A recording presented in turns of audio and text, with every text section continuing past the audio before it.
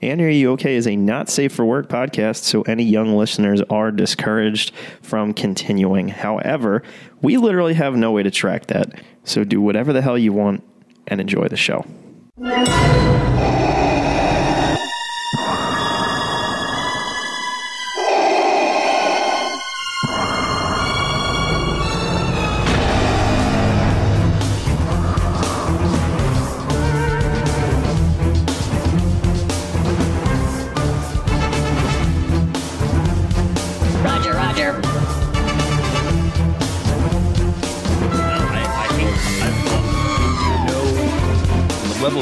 I can't speak, but seriously, I have no qualms letting the world know this is a Philly-based podcast. And right. Woodard is the way you say it around here, even though I say water. But Woodard, yeah, I made a conscious effort to say water at some point as a teenager because like everybody said water, and I was like, I don't want to be like everybody else. Yeah, no, I've been accused of being anti. My King's English is pretty damn good, so yeah, it's all right. He said, "Do you mind if I go out speaking the Kings?" Like in that is or soft pretzels, maybe. I love a good Philly soft pretzel. I say John a lot. Soft pretzel. John is the greatest word ever made of all time. It's, for sure, the greatest word of all time. It's John for me. So I feel like this really did turn into a great conversation to lead into the fun thing. I feel like I found out about so much shit that came from Philly that did you know Pep Boys came from Philly? Never knew that. No. In 1920, it was founded in Philly. Didn't know. Those three assholes been fixing cars in and out of Philly for years, and they came from here. Overcharging people like a motherfucker. Yeah, it takes forever. Facts. I feel like at Pep Boys there's like a master, an apprentice, and an acolyte. See what you did there. I like that. A Star Wars podcast. You're listening to Annie. Are you okay, Annie? I see what you did there because there's three of us, and the Pep Boys. There's three of them. Look what y'all did. There you go, Team 2 Box. There's three people on Matt's hat. Look at it. So look, you see, it's a theme. It's a theme. So many. I'm your host, Mikey. Darth Plagueis the Unwise, because even though he showed up in this finale, I still don't know everything about the High Republic because I don't read fast enough, clearly. But I am joined with the space lesbian pilot of the Latinx Barbie, Yali. All caps. Perez, executive producer of the Dragon Ball for Life podcast. Thank you for joining us once again, Yali. Yes. We love you. And I'm also the pirate of Annie virtual, a big old virtual hug for our Rogue One, Rogue Only, Matthew Porter, aka Matty Ice, the Smack Talk Skywalker. We're glad to have you. Matt strikes back, and he's got you cut out when you were saying nice things about me. See how I wasn't sincere? I know, right? They hate me out here. It's just now. All right, say it again so they can hear you saying nice things about me. Go ahead. Well, he's just the greatest, and I saw him at our friend Travis's wedding, and he was fly as hell. I don't know how he pulls it off. A time every was fit had. Looks good. A time was had. We missed you, I appreciate you, but I appreciate you. But I'm just a guy. I'm just a man trying to make his way through the universe, like my father that I don't know might have done before me. You know.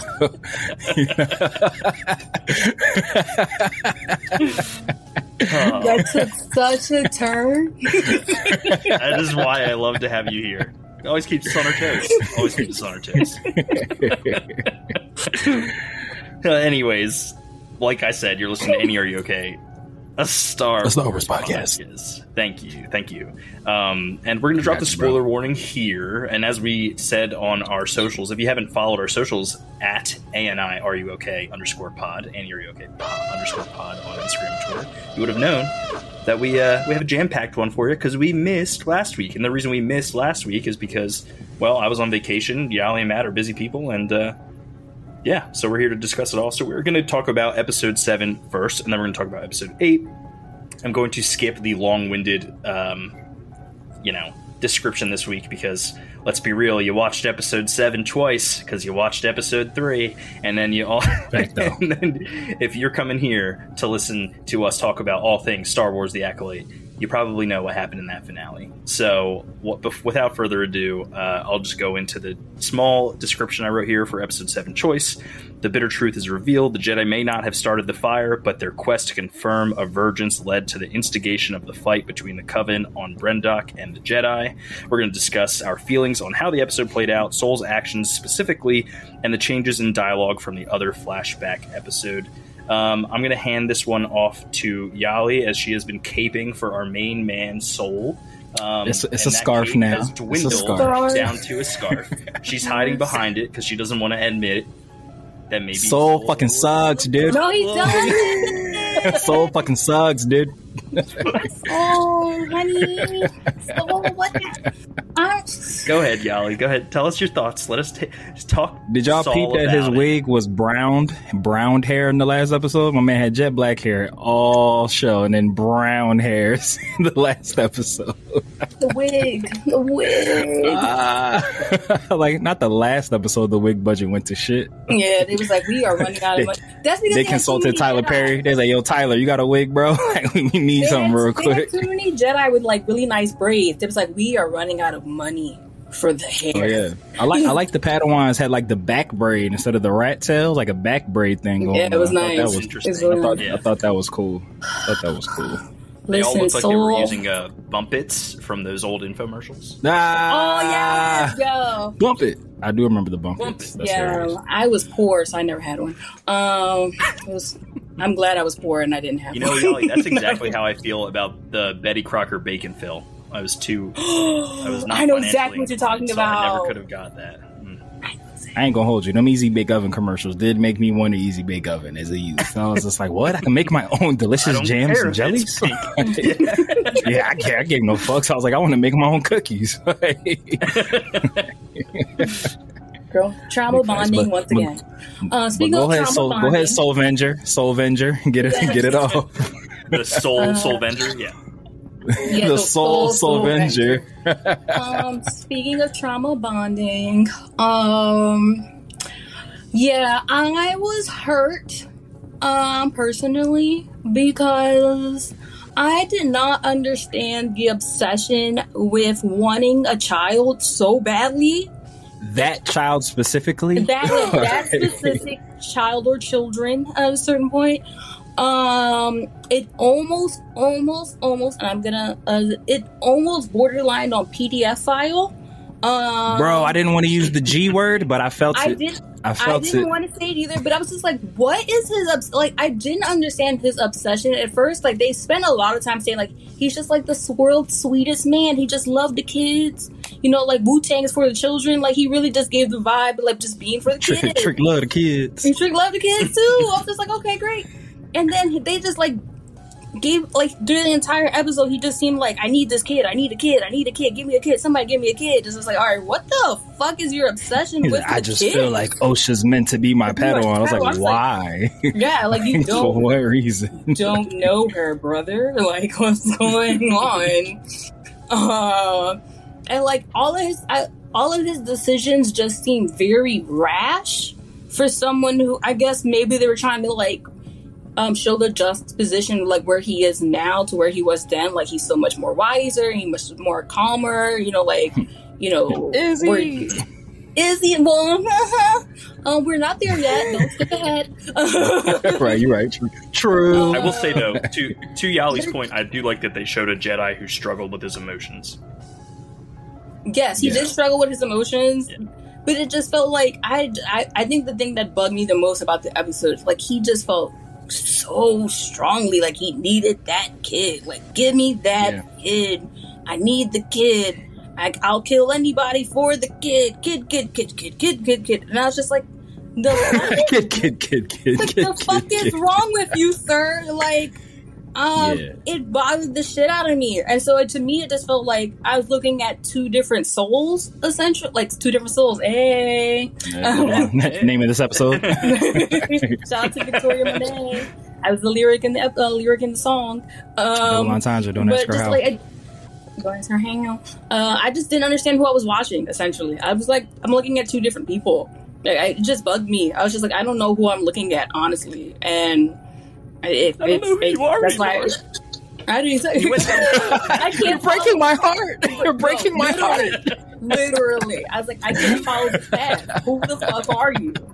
So, yeah, no, I was bugged by just Soul's whole vibe in episode 7 because I just didn't understand this character, the motivations, the urgency, the desperation. Like I said, it just gave. I mean, I guess I know like the Jedi way is like pseudo religious. I know like I don't want to skip too much here, but like Ravencourt kind of said that, you know, allegory for Christianity. Yeah, and so it's like, is this supposed to be like a placation of like the hidden PDF file list of like Christian religion and all that other stuff? You know what I mean? Like, is that what we're getting at? Man, you guys took it in a lot darker way than I did, but I'm here for it. Bro, nah, dog. I felt that too, bro. Like when is this where we going? Like, if they're trying to say like there's some underbelly with the Jedi that we don't recognize, I don't know. They're baby snatchers, though. It made me uncomfortable, honestly. And like again, it was just like I don't recognize this person because that's not who he's been this entire time. So like, is that something we need to look at if there's a season 2? Like, there's more to the Jedi with the kids than there me talking. I don't know. Now I'm sounding like Transformers. There's more than meets the eye. Yeah, I was heartbroken. I really was. Yali sold out. Triple entendre. Don't ask me how. That's the Good one. Sold out. Name of this episode. Sold out. I like it. I like it a lot. I like it a lot. Matt, any closing thoughts on Soul for you? Like, well, for episode 7, we'll obviously have more to say when we get into the finale. But for sure. But I am in full agreement with Yali on like the weirdness of Soul. Like, we talked about this before. How clearly episode 3 was from Osha's perspective. I think we can say that confidently now. I do believe so. Yeah, now that we've gotten this far, yeah. I loved the part we talked about how we talked about not recording, how there was like differences in dialogue, like some parts literally whole sentences were changed into different things. That wasn't touched on as much as I would have liked it to be. Like, I feel like they just left it to us to be like, oh, different people interpret things different ways, blah blah blah. But one of my favorite differences was the Jedi test that they was given to Osha, because like in episode 3 it seemed like a very paternal, fatherly, you know, type of vibe, like, hey, you want to do this, I support you in your dreams. But in 7 that shit was creepy. He was like, yeah, get it right, it's a planet, it's a ship, let's do it. And then Dara was just like, can we just continue the test, please? like sir, like relax. And like, I'm glad you said like the kind of the weird vibe to it, because it's like, watching it, I didn't want to use the G word, but it felt like he was like grooming her. Like, it felt like really weird. Like, he was just like, yeah, this is what you want. You want to be a Jedi, right? You want to come with me? And like, I loved how like in episode 3 when Indara was just like, let's continue with the test. It just felt like very like, all right, come on, let's get this over with. But in 7, she was just like, all right, bro, you're way too invested. Just let her take the test. Let her make up her own mind. I'm totally paraphrasing, but I love when Indara had said to Soul, basically along the lines of like, don't let what you want like shape her decision. Like, let it be her decision. I can't remember what she said, but it was a masterful line. But it was along those lines, like, oh, does she want to be a Jedi? Essentially, Soul is putting his emotions, or he's projecting his emotions onto others the whole episode. Yes, absolutely. Right? Yeah. And then, first, in Soul's defense, and Matt, I do love what you're talking about, so I'm going to let you go back into it. But at the end of the episode, Soul is prepared to take responsibility for his actions, and Indara takes that choice out of his hands. So I loved that part too. Yeah, I loved like her logic behind it. I liked it, and that to me, well, for her. Now I don't know for him. Well, I guess at the end of the day, for me, it reads as more genuine of wanting to save Osha as opposed to like rip her away from her family, which is definitely how like some of the vibes were coming off for you guys. But that being said, like there is definitely. And also, her Padawan fucked up. It's gonna look mad bad on her that her Padawan kind of was the one who fucked up. It's like, do you not have control in this situation? I kind of gotta shoot. I kind of gotta shoot Torben some bail. Like, of the 4 Jedi that were responsible for that conundrum on Bracken, like, I feel like he fucked up the least. I know Koneka because he was possessed. I just mean like on the bottom of that list. Yeah. So, but like, in terms of like death. And this shit hits the fan. Like, I put Torben 3rd on the list. I don't think like what happened was enough for him to kill himself. There's no way that was the guilt. I disagree. But I'll tell you. Being a child. Yeah, let me tell you. Let me tell you why Torben taking his own life for me works. It's not what happens on Brendok that is what puts him in that state. It's lying about what happened that drives him to this deep pit of despair. And that, to me, is but we know that he becomes a Jedi, a master, and continues on for like 3 more years before he goes into solitude. Like, I get what you're saying. Like, I'm not mad at the, like, him putting himself into like a self-isolative state to, for penance, for like that shit. But it's just like, looking at the conversation between him and May, knowing what actually happened, or I guess like another version from episode 7, I don't think that's enough for him to commit suicide, like for that type of guilt. But like, because my man wanted to go home. That's literally what this went off of. But like, he didn't kill their mom. He didn't cause the whole coven to die. That was Indara and Soul's fault. The chain reaction that did. He started the chain. Like you said, he pushed the domino. And also, you're being a baby. You're on a mission. You know what it means to be on Jedi. You're going to do some shit you don't really want to be there and do. But like, if this not your shit, then don't be a Jedi. Like, to me, he reminded me of Anakin being like, oh, here, I got to go on this mission I really don't want to do. Like, bruh, then, like, what are you doing there? What is you doing there? But to give Torben some more bail, you have children. You and me both have kids. You know what it's like when they won't want to fucking be somewhere? What you gonna do? Like, are we going home then? No, fuck, we still got shit they gotta do. I gotta go get groceries. We need milk. You just want to come with me, or don't come. Blue or green? I'm not saying he shouldn't feel guilty. I'm saying the part that he played. I feel like Indara and Soul, it would have made more sense for me if one of them two offed themselves off the guilt, especially Soul. I mean, he essentially kind of did, jumping ahead. But like, Torben's part in it, I don't think that was suicide worthy from a TV show standpoint. Because it's like, He started it. I agree. He started the chain of events, but even when he hopped on the speeder, he's like, oh shit, if we do this, we can go. Like, when Soul did catch up with them, and Soul like put the battery in his back, he was like, yeah, let's do it, bro. Like, he was supposed to stop him. And Dara said, yo, go get him, bring him back, please. Soul caught up to him. He's just like, yeah, my G, you right, let's do this. Like, I was like, no.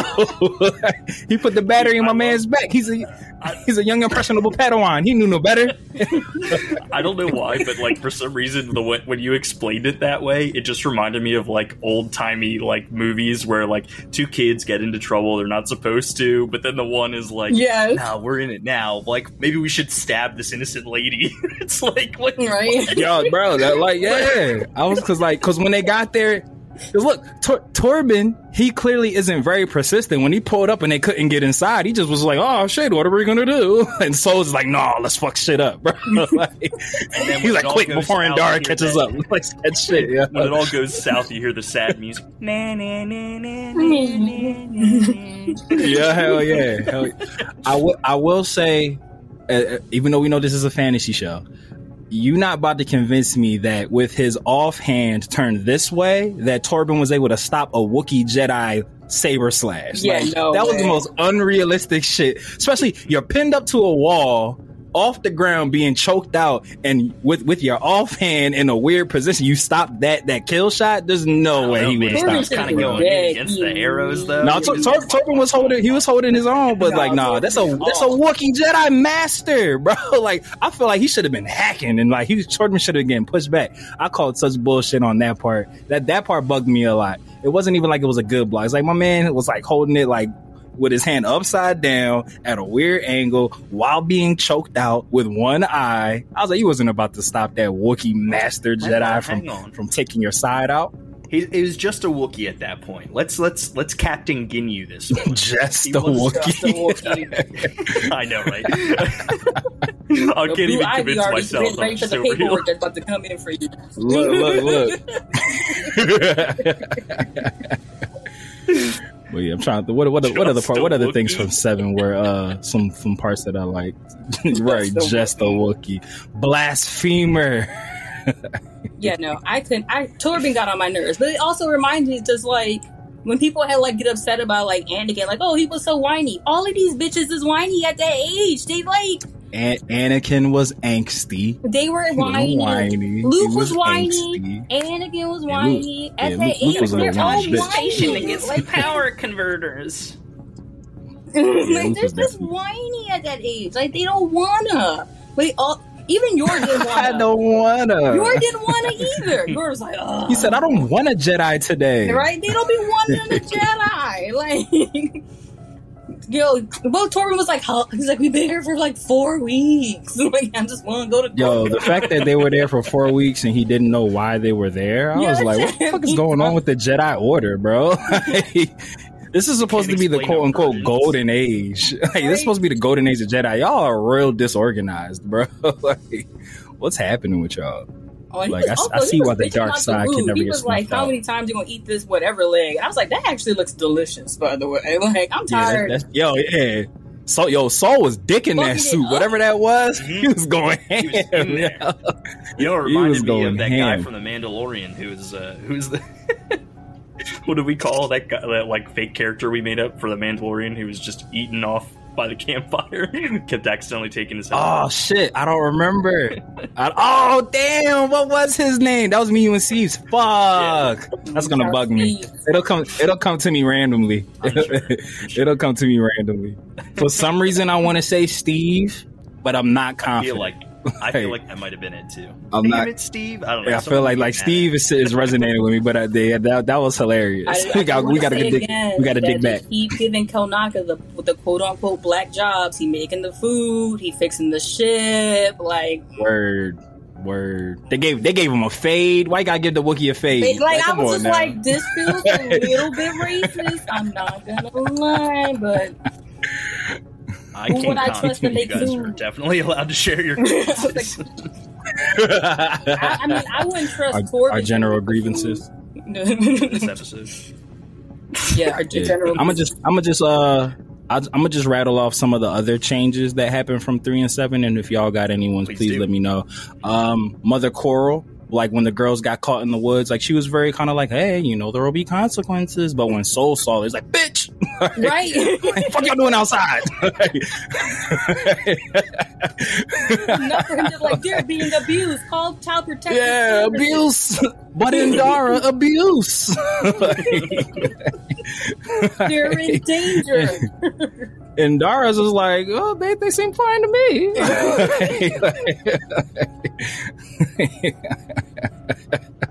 What was another one? The training, like when what's the other mother's name? Can't never remember the other one. Anasea. Yeah, like when Cora was just like, oh, you're being too nice to them, and that's when she did like the push, and like that's all the part that Soul saw. Oh, real quick, another thing that I couldn't suspend my disbelief for. How did the witches know that the Jedi were coming when they were approaching their base, but they didn't know that Soul was 10 feet above their head in the rafters? Yeah, that I actually know the answer to this one. And he was knocking shit down. My man up there making noise. Oh, you got it? Go ahead, Darth Plagueis the ill-informed. Give it to me. He's informed now. He informed. Yeah, he informed. Look, you said, I thought about this, but go ahead, bro. I'm listening. The entire coven was at that meeting. But they knew the Jedi were coming before because they had scouts out watching them. So there was obviously they had people watching the Jedi, but then when they were doing their ceremony and stuff like that, all the witches were together.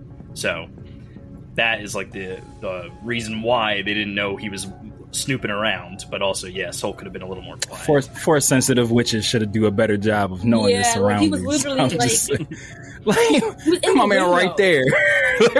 Word, loud as shit in the window, peeking through, knocking shit down. Also, like, they're like, oh, what was that? All I'm saying is they should have felt the threads being pulled. That's what I'm saying. Like, you can't feel the thread of a penis. Like, all of y'all got vaginas. And y'all Word. Feel a penis Mad feminine energy. You got a man up in your rafters, and no one feels it. It smells like ball sweat. They don't smell his aftershave. Exactly. My man got on some. What's that shit that the aftershave that started with a B? I want to say Baccarat, but that's the card game. It's not that. I can't remember what it is. High karate. I don't know if I'm thinking off of Home Alone. Got that high karate. Mommy, they didn't smell that. They didn't smell it like. Yeah, no. I call bullshit. Yeah, they would know. I call a bullshit. A bullshit. Bullshit. I have one thing I really want to talk about from this episode that also ties into the finale, but it doesn't get referenced in the finale at all. So this feels like the right time when Anastasia is disintegrating herself or whatever, when she's like fading into that smoke, and May starts to fade into that smoke as well. When I was watching with my crew of Ray the Ruiner and our friends Matt and Maddie, the discussion got brought up about how the Ruiner. Osha and May are the same person. And they make reference in the finale about how neither of them can remember who came up with the rhyme.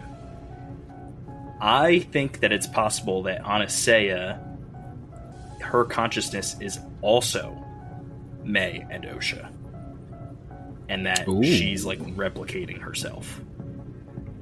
Does that track for you guys? Okay. Because why would May be able to disappear into that gassy stuff like Anastasia does if they weren't connected like that? I guess is what I'm trying to say. I took it as like a teleportation type of magic thing. I thought she was trying to like smoke her so they could like get somewhere else, stuff like that. But like how Coral like turned into smoke and flew away. I thought Anastasia was like, I don't know whether like she can smoke the kids too, like make other people do smoke magic. Smoke, he returns again. I thought that she was trying to like basically kind of like teleport them out of that situation. But I like that. I wouldn't be mad at that. I mean, the consciousness had to come from somewhere. Like I'm down. I think the thing that really makes me feel that way is how neither of them know where the rhyme came from. Yeah. Yeah.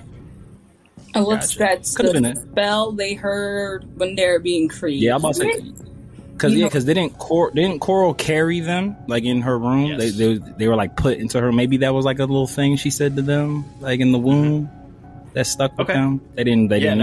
Answers we didn't get. Sure. Answers. Who knows? I would rewind that. Answers where? I know the other difference was like the scene. You didn't question nobody. What answers? the scene where they were showing Soul trying to save the girls. That was completely different the second go around, bro. And I was like, wait, what, bro? Man, definitely was like, fuck a man, saving the one. Why the fuck would he not just force catch the 50-pound twins instead of trying to hold up the bridge to then have to drop one? Why wouldn't you just catch the kids? Like, just grab the children. He lied. No, I know, but that's so fucking sucks, dude. That's what I'm saying. Because I'm just like, what? Not only that, he could have used. Why would you run over like human speed? Why don't you do Jedi speed? You could have got there so much quicker. He slow trotted. Oh shit, they're about to fall. Let me slow trot. Oh, let me catch the bridge instead of just grab the kids. What the fuck are you doing, bro? Like, oh, fucking Soul. It was an OSHA violation, dude. Sold out / OSHA violation. Name of this episode. You wanted A minor. He should have chosen A minor. So not like us. So not like us. But yeah, that was a big right. One thing that I thought was very interesting, the whole interaction between May and Osha in the room, that whole sentence changed. She didn't say "I'll kill you" at all. She was just like, "Now we're all stuck here." Mm-hmm. I was like, "Oh yeah, Osha's mentally disturbed. Like, there's something wrong with that child. Like, your sister said, "Oh, I love you so much, so now I locked the door so we can't get out." And you heard, "Oh, I'll kill you."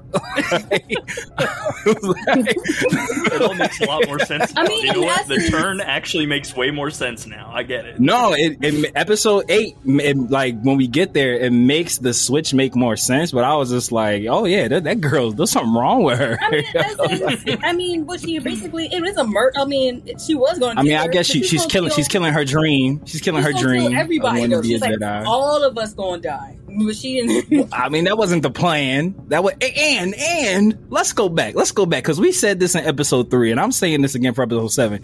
There's no way that fucking book fire would have made that whole base blow up. That's not how that works. That's literally not how that works at all. That's not how that works at all. Nah, bro. Like, yeah, but no. If you watch, I'm more accepting of anybody. If you watch Fire, if anything happens to a door console in Star Wars, it causes shit. It shuts down. I get what you're saying. But at least we gotta. And look, that's not how fire works. At least we got a bullshit explanation as to why there was like a perfectly round porthole that would blow up the Death Star if you shoot some shit down there. At least you got a somewhat of an explanation for that. But I light a book on fire. It was built in. Yeah, right, exactly. But like, I lit a book on fire, drop it, the console catches fire, and the whole building explodes in seconds. Like, had it been catching on, had it spread a little bit more.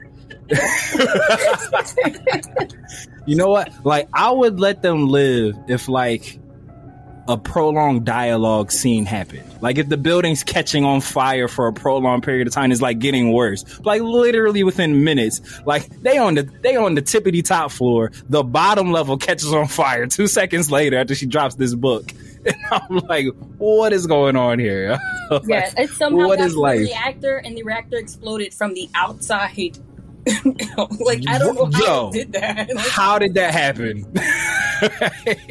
That's not how reactors work. The Death Star worked its way back in time. Went to the reactor. Yeah, that's what it was. It fell into a endgame time stream. Exactly. That's what it was. And blew up the reactor. Fucking Disney. We got They got us. We figured it out. I also want to. I'm done bashing 7 after this one last thing. When we watched episode 3, and we were saying like, "Oh, okay, budget set, blah blah blah," it's implied that the cave-in killed the Coven of Witches. Fuck no.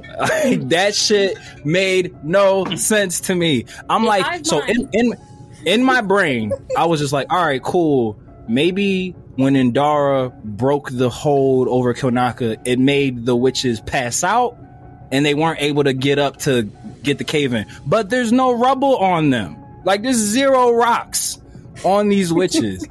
And I'm just like, how did they die? Hive mind. Like, we just gonna chalk. Yeah, you're right. We gonna chalk it up to hive mind and smoke inhalation. That's just what we going. But it's just like, don't imply that it was a cave-in, or don't definitely imply that somehow breaking a force connection just gave everybody a fucking brain aneurysm and everybody dropped dead. I think that is. And Dara's yoked. And Dara's yoked like that. Like what? Y'all are a coven of highly chained expertise witches, and just a break in your force hold like kills all of y'all. I was but can't sense one penis 2 feet behind you. May says that everyone must sacrifice themselves for. Well, she butchered what Anase really actually said. Right, like she fucked up the quote. Did say that everyone big must time. Sacrifice themselves for. Fuck, I'm trying to remember now, but yeah, at the end of the day, like they really did. I know. I remember what part you're talking about. That part bugged me a lot. I would have liked it more if Mother Coral sucked out their life energy to do something big. That to me would have made sense, at least like from like a story visual telling standpoint, as opposed to all of them kind of like coming together to chant like that. I'm even okay with like, that breaking of the Force made them pass out and they like died in a cave in, but like then cave them bitches in. Like there was no rocks nowhere. They was just laying where we left them. Question as to what their fate is. Yeah, like how they died. Exactly. Yeah. All right, I think I'm done bashing 7. Wait, then also I think the memory of where did Anastasia's body come back after the smoky? No, it didn't. And yeah, she. Or I'm sorry. Yeah, she reverted back to like herself. Okay. Yeah, my bad. Yeah, Anastasia, like she turned back to not smoke, and then it was like, I was gonna let her go. Mm-hmm. I was like, shut up. Shut up. She wanted to be with you. She chose you. You fucking rumor. There's still hope. I know there's good in her. Obi-Wan. I was like, damn, somebody can get Padme an asthma pump? Like, that's how she died. It was a pregnancy. She had an asthma attack. And Obi-Wan just sitting there, let this shit go down, yo. She was like, Obi-Wan. Obi-Wan's like, yeah, what is it, girl? What are you trying to tell me? I have asthma. And she like puts up her bracelet and shows her problem. It's asthma. Boy, you got the medical condition. But he's just like, Yoda's stuck in a well? I'll go get him. Look, we all thought she was trying to say there's still hope. Like, oh, no hope. She was trying to say, oh, there's an inhaler over there. That's what she was trying to say. Obi-Wan's like, what's that, Padme? Hope? There's hope? No. For reasons we can't explain, her inhaler was never used. She said not hope, choke. I can't breathe. Choke. Like choke. That's why. That's why he aged so quickly. It's the guilt of it all. The guilt. He had that Torben guilt. Torben guilt. Because Torben had a receding hairline after 16 years. That's what happened to your head, bro. Like damn, my boy. The guilt. It's not the Tatooine sun. It's the guilt. Mm-hmm. That's what it is. That's what it is. The Great Destroyer.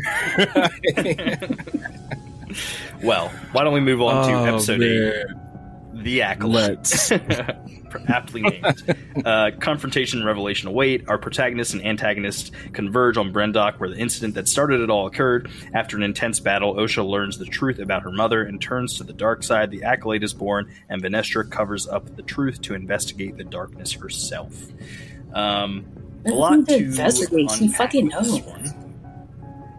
That got on my goddamn nerves. Venestra is lying to everybody, and we'll get into that. She was lying from Rick. I have a theory too. After we get to like through the episode, can I just say before we start?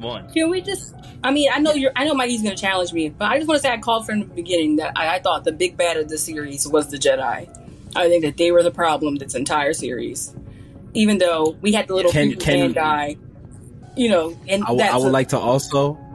I feel like the problem with the series was the fucking Jedi, and they were the problem the entire fucking time.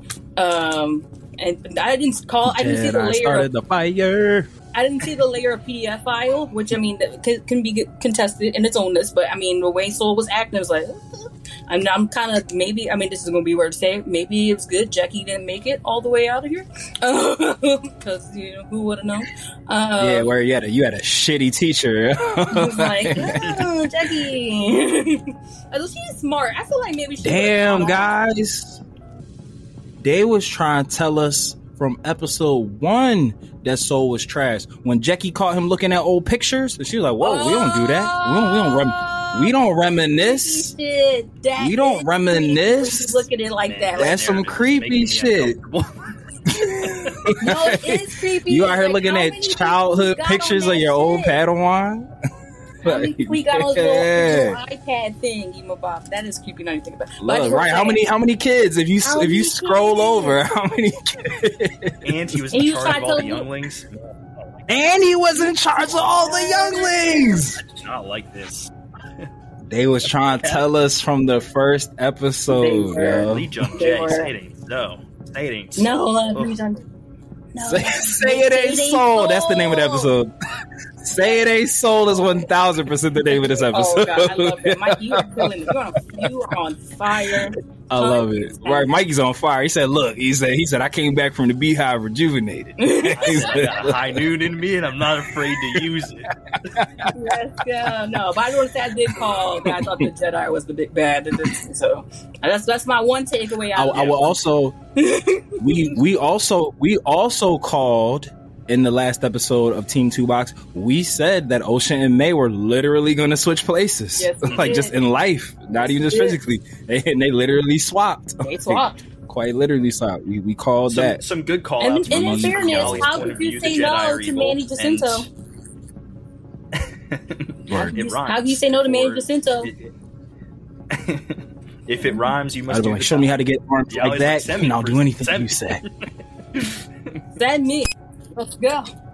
I was Sith right then and there. I said, "Oh God damn, that's what we doing." Yeah, I do think we definitely know that the big theme of the episode, as Yali aptly pointed out, that the hubris of the Jedi very much a negative force for the universe. Like, it's bad, and in a lot of ways, you could say that the Senator calling out the Jedi, whether it's a personal vendetta that we get revealed to us in the second season or whatever it is, he is onto something, right? There is clearly something wrong with how the Jedi are operating unchecked at this point in time. And then you can definitely see how that might relate to Yoda's concern and Mace Windu's concern over taking over the Republic in the absence of the Chancellor. That was a through line that wasn't lost on me, for sure. But not something I would say that I'm was actively paying attention to throughout the season, because I was really trying to figure out who the quote unquote big bad was. I think now we can obviously say that the big bad is Plagueis, right? But the Jedi are clearly we're seeing a different side of them, and it was a huge deal to be doing so. I really quick, before we dive into kind of some plot points, I just really want to talk about how good the cinematography was of this episode. There have been quite a few instances throughout where I've just been like, this isn't quite hitting the mark, and then others where I'm just like, might be some of the best scene structure, composition, shots. But it's the second time we've gotten a starfighter chase in like the rings of a planet. But holy shit, was it way more beautiful this time? It was just really cool to see stuff like that. And even like the shots on the outside of the starship, they were like, they took a page out of J.J. Abrams' book. I was like, shit, they're doing stuff that like I really felt that this episode had some shots in it that felt like a movie. I would have loved to see this episode in theaters. And then just like, it's in my Easter egg section, and I know that you guys will probably totally agree with this, but the lightsaber fight between Sol and Kamir, very Crouching Tiger, Hidden Dragon. I really think that they knocked it out of the park with that, with some other obvious references to a couple other Star Wars fights. But I just wanted to give it its flowers in that standpoint. I can see how people have a lot of criticisms about this, and there's a lot of gripes from fans that I don't really think care to give anything any sort of grace, but there's some legitimate concerns and some legitimate gripes as the series has progressed. But I will say that I really enjoyed the action. When it's turned on, it feels like it's turned on like to 11. So that was something that I really appreciated about the show. And I think Matt, I'm going to hand it off. Oh yeah, go ahead. I would say the most beautiful, and like maybe like for me like the most breathtaking shot. She bled the kyber crystal. Too much ahead is like when the kyber crystal changed. To me, I thought that was the most. Loved it. That was the most beautiful thing I think I've ever seen. I think that's something like it gets talked about a lot, like in the comics and in the books specifically. And obviously in the books itself, it's something you have to use your imagination for. But for me, I feel like that was like the first real time I got to see it without having to like use my brain, essentially. You know what I mean? Like it gets talked, especially in the High Republic books, it's something you hear a lot about. But to see it that way, and then kind of foreshadow it with it breaking, I'm like, ooh, is this about to be what I think it is? And then the way it did it, and then for it to not happen quickly, it was kind of a progression. I thought it was such a really well done shot. Like it really gave me goosebumps. I was like, wow, they did like such a good job of like making that make us feel that moment than just kind of like telling the moment, if that makes sense. Like you had to feel it definitely her emotions. I don't care that we're jumping ahead to this. Like it was just good cinematography. It was such a good cinematography moment, like you said. The cinema, and then the music that goes, like they just did a good job with just that particular shot alone. Where, like you said, throughout the series, it felt like something was lagging in the way it was being done compared to other shows. That one moment itself, I was like, maybe they were just saving. They were just saving, you know what I mean? Like they was in the pocket. Like, wait till we pull this one out. They're gonna really, they're gonna love this story. Let them talk shit. Let them talk shit, but wait till they see this. Yeah. I see what y'all so doing. Matt and I have seen it. Yeah. Like, basically, it's like, this is the one they're waiting on. I was like, yeah. The closest we've gotten to it, and I'm not going to spoil the whole game. You're good. That was a fantastic scene, and I love how much you enjoyed it. In Jedi Survivor, someone bleeds their crystal. Very different from this. Still good. Still great. Yeah, I'm not going to reveal who that is and at what point. But it was cool really seeing it in live action. Something I don't like the lore implications in Legends of them being synthetic crystals being red. That never really worked for me. Pouring all of your anger and hatred and sadness into a Kyber crystal, knowing that they're like kind of alive, feels way better. Yes. And it definitely, I liked how, so I didn't notice this my first time around, but the second time around, her hand is actually when she picks up the hilt because it got that crack in it. When she does it this time around. And it just added to the whole scene. Yep. Yeah, that's how they end the episode too. It's the exact same thing. It's the hand touching in the same spot too. I don't know if you guys noticed it. They double down on it. It's like the dark side corruption is in her hand. Like you can see like black lines going up her hand. It was just really well. I don't know if this would be considered an Easter egg, but something that I found that was really cool because the times that we've seen Vanestra, they're either like front facing shots where she's got like her hood up, but this is probably like the most we've seen her just like bald and beautiful, just out and about. She has the same dots on the side that Indara has, but she has like a fuck ton of them. Like remember we were talking about how Indara had the one, and then when we see her in current time she has two. Vanestra has like a whole in the same spot. She has like rows of two that going down her face. So I don't know if that's like a badge of honor that they get or something. Like I don't know what it is, but I thought that was like, oh hey, and that's what I was like. You know what it is? I'm gonna say it's the amount of Padawans that graduated to become master. That's what I'm gonna chalk it up to. Like, but that they all got that. So her race, the Miralans. So then just no answer for why Indara had one dot and then two. Got it. All right, cool. Got it. It's the murder. No. No, it's the murders for Indara. It's the murders. It for sure is the murders for penance. I 100% think that's probably what it is. Understood. But I really another thing I called. I said we was gonna get a twin fight. So we gonna get twin fisticuffs. I called that like episode 1. I was like, we're gonna get some twin fisticuffs, and that was a good fight. I will say. I won't say this is I won't even call it a nitpick because it's something that I did have to like catch myself for a minute. I don't feel like they did a good enough job throughout the show, like reminding you that Osha used to be a Jedi. Because like when she started going ham, I was like, well, fuck, she learned how to fight like that. And I was like, oh yeah, I forgot she was trained. Because remember we had said the same thing about like her and George's relationship. Like, oh shit, I forgot they've known each other since they were kids. Like, when she just started going ham, like with the kung fu, I was like, oh, what if I thought she's a mech neck? What the fuck she learned how to fight like that? And I was like, oh yeah, was a trained Jedi at one point. Cool, never mind, we back. Right.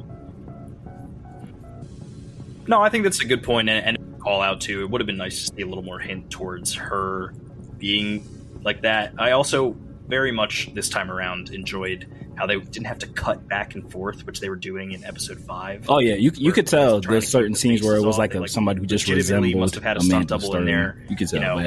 They did a good job. It was a good lookalike. Yeah, but it went really well.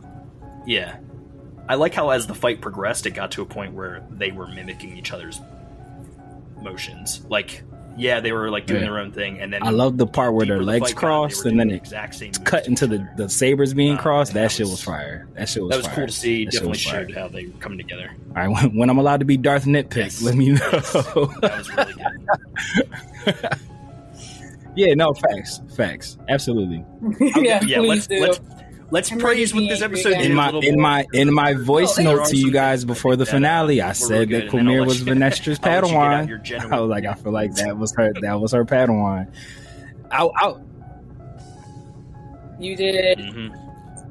What y'all? I mean, the shape of the scar was very like so. I don't know what sound. I'm sorry. Respect. I can tell that's not my kink. It's not my kink, guys. I'm sorry. I apologize. It's not my thing. But you could, the shape of it felt very like it wasn't a killer, like a stab or something like that. It felt very Venestra, like throughout episode 8, she kind of like, well, obviously without getting to the end, because we'll get there with like how what role she played and like the cover up and whatnot. But she definitely gave like, oh, you're the reason why we can't beat our Padawans no more because you took it too far vibes. like she definitely gave me those vibes. like yeah, 100 years ago, I could have popped the shit out you, bro.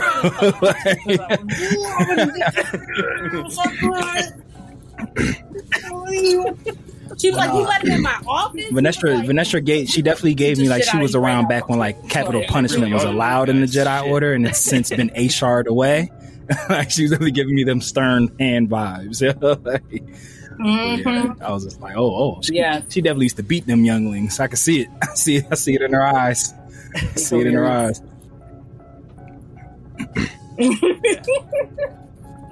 So we're definitely getting plagued by the lag here, because I just when I was saying obviously, I know you like picked up on that, but I think obviously what I was trying to say was that the listeners, they're not in our group chat, they can't see what we're saying.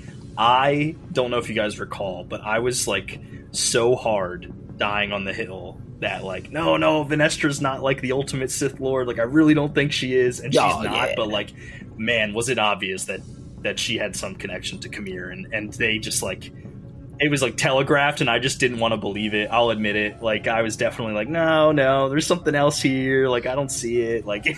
I was wrong. Mikey has like a green skin bias. To shoot my guys some bail, and we talked about this when we got like the reveal of who the stranger is. Like they definitely telegraphed a lot of the shit. So much that you thought there's like, oh, this has to be a 52 fake. I was like, nope, this is what it was. Yeah. It's like, oh, okay. But yeah, which I don't know if I'm how I feel about that. Like, I don't know if a TV show does what it tells me that it's going to do, if I like am appreciative of that, or if I'm just like, don't disrespect me like that. Like with Quamir, with Quamir being the stranger, is just like, I was like, Manny Jacinto was fire. He did amazing across the board with everything he did. So I'm like, in hindsight, I'm happy that he's the stranger. But like the way that they teased it was just like, oh, of course that's the stranger. Like you made him a bumbling idiot. You tied him to a tree. He's not there anymore. And then the stranger pops up and it's him. So it's just like super telephoned that in. And like you were saying with Vanessa, like super telephoned in that was her Padawan, but it's just like, I can't even be mad because it's like, oh yeah, you gave me all the clues that this is what was going to happen, and then it happened, but it's just like, oh shit, y'all was too obvious, but I guess, sure, like, whatever. TV, Disney's gonna Disney, it's fine. And I feel like that kind of goes back into our runtime thing. Wants to give the creators credit, right? It like. Are you talking? I don't know. Oh, I definitely think that when the shows, you're catching up. We're catching up. Sorry, it's definitely my internet. I apologize. Someone is that really all you need? Is just the Ethernet cable? I was about to say, sir, we can get you an Ethernet cable. Because we'll go in like you. Just send me an invoice. A long way. Send me an invoice. Send me the invoice. I got you. Send me the invoice. I do feel like there is something going on with these 8-episode series that are just like they're movies getting cut into like these TV shows, and it's like, just stop making movies TV shows. Make TV shows, because like that's what they did with Obi-Wan, and at least Obi-Wan was 6 parts, so like it didn't feel as bad. But when you're putting so much of that into 8 episodes, like I just like, give us time to breathe with the characters. Like, not everyone, people can handle character development, or at least I like to think they can. But it kind of feels weird when you're like jerking us when you're around only giving us 30 minutes. Like, bro, like, either extend the episode run length or give us more episodes. Like, you can't give us 8 30-minute episodes trying to flesh out a brand new story. Because to your point, Mikey, I feel like why Obi-Wan worked is because we know the end point of that. So it's just like, all right, y'all have to do this, this, and this before y'all get to that. So it's just like, we know where it's going to stop. But like with this, is all uncharted territory. So it's just like, we don't know. Y'all could have fed us anything and we would just appreciated it. Just give us more. Like, just give us more. That's all. Just more. Just more. And I know I heard that they said, like, budget wise, this was more expensive than the prequel movies. So I was like, you spent more than the prequel movies and you couldn't give us more longer episodes? Oh yeah. Blasphemers. Oh yeah, facts. Nah, for sure. I also think that inflation has something to do with that. The value of the dollar in 1999, 2003, and 2005 are much different than they are now. But I did hear that House of the Dragon was pretty comparable. I mean, budget. they do what they do with what they can. That's CGI. So it's not terrible.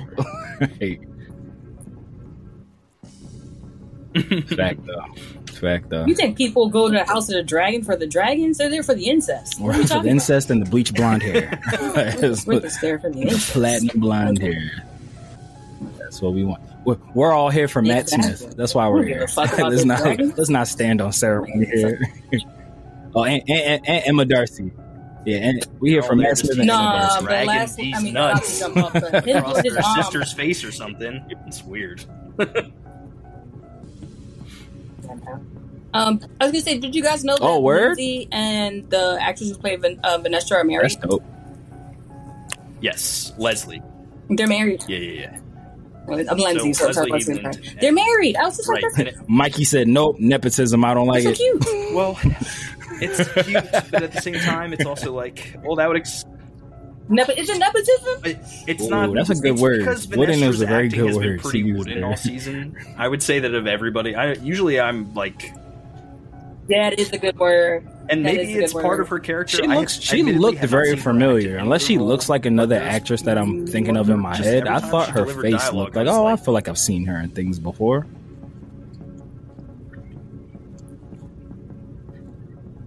But that's Vanessa's character. Let's put it this general. way. In the book, she's that way too. Okay, she's just like very like. Golly. Yeah, she's very just kind of like very.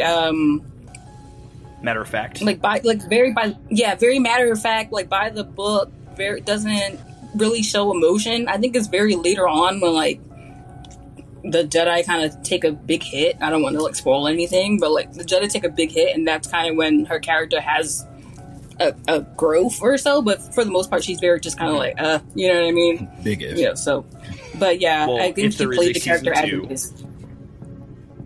I hope she gets better time to shine. Maybe more time with her will reveal that. I'm not watching. Golly, I hate to cut you off. My lag. You didn't cut her off. You were like 10 seconds behind. But yeah. Anything else you guys want to talk about? No, I'm only watching season 2 if they fucking. If they fucking in season 2. She said season 2 box. Oh, you know what? Let's talk about the inserted saber. 2 box. Yes, I love. Yes, it's a dildo. It's literally a dildo. It's like a little hidden dildo inside your giant black. Yo, because it's so funny. Like when what was it? Episode 4 when Jackie got killed when he like shanked her up. Was that 4? Double penetration. That was 5. Yeah. So it's like because we saw it like in that aspect, it's like so cool, but like seeing it like out loud and proud, I was like, oh shit, it's a dildo. It's lit. It's literally a dildo. Same size, dimensions, and everything. I was like, all right, I see you, boy. Vibrated. Nice. Yeah. Freaky ass nigga. He's a 69 dogs. Run for your life.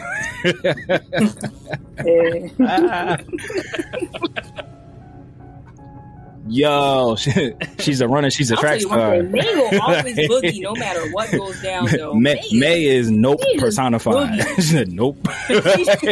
She's out. She's just constantly taking off. I'm like, damn, she will not stick around. What? Actually, I'm gonna. And you know what she was rewarded with for sticking around? She was reverted back into an 8-year-old.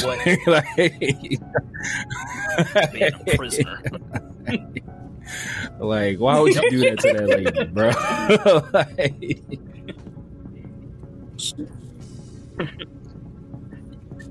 Exactly. That was my least liked scene. The first time I watched it, I was like, what the they're not even going to explain why they have to go their separate ways. I was like, I can give you a lot of slack. I feel like I do it for a lot of Star Wars shows. But like, you're not even going to explain why you're leaving. And then on the second rewatch, I was like, oh, she like Osha was like, I'll train you instead, so my sister right. And I was like, okay. So Mikey, me and you talked about this over the phone. I have no problem with wiping her memory. It is what it is.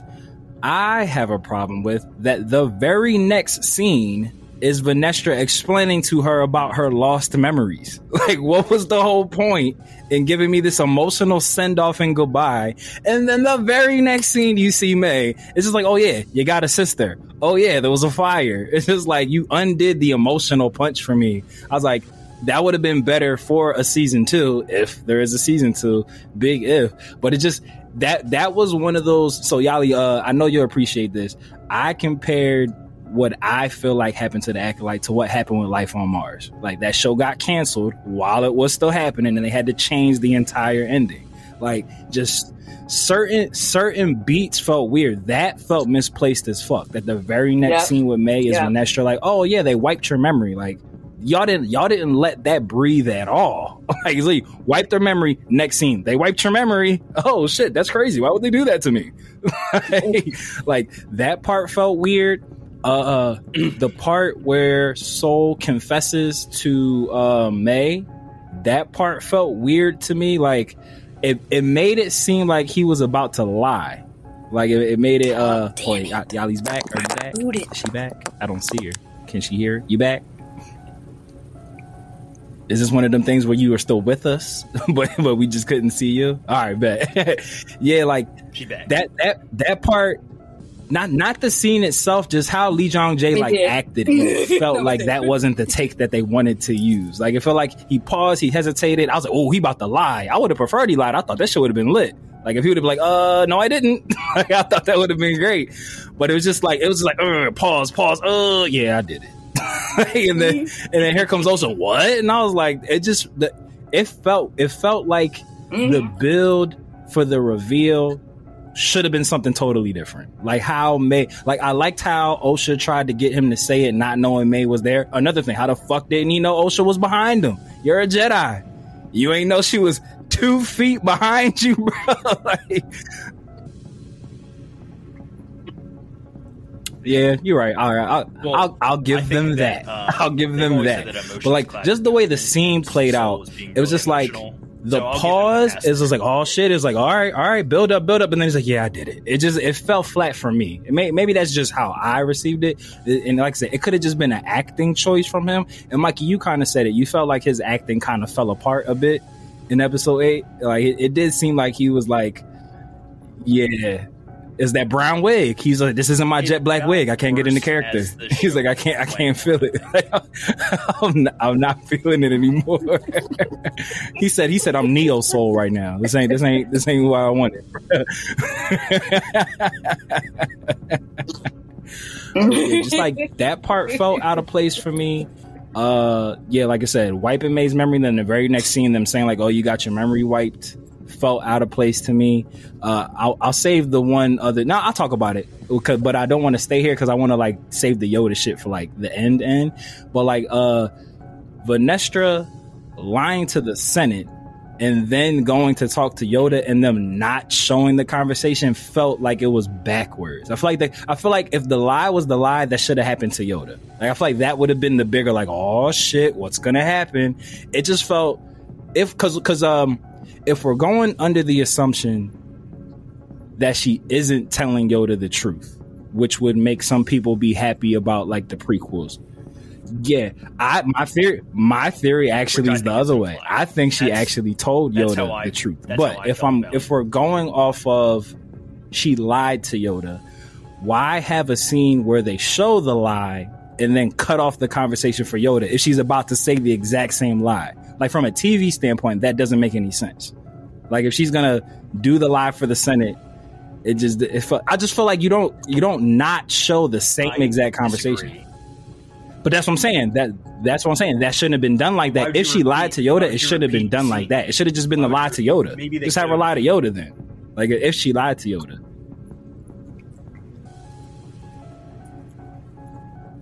That was my favorite part of the episode, by the way. The Senate reading Vanestra for filth. So that was my favorite part of the whole episode. Like when Bo was just like, "Yeah, y'all be fucking up." He's like, "Y'all are like megalomaniacs trying to disguise this shit with religion." I was like, I thought that shit was great. That was amazing. I thought that was amazing. But yeah, I'll save my Yoda thing for the end. He said, "You guys are you know what really confused me? This is me being Darth nitpicky because like this character wasn't important. Why the fuck did the tracker switch up on Soul? That confused the hell out of me. Yeah, I thought that was weird that like in episode 6 when he was like sniffing around and it was implied that he could smell that wasn't OSHA and it seemed like he was gonna like snitch or like, oh hey, he's gonna figure it out. But then he like breaks the shit so Soul can't shoot at the ship. Like he kept sniffing at Soul and like growling at him, and it felt like it was like a full shift. Like why he switch up on my man's? Like that's who you came with. Like you was go ahead, Michael. Michael.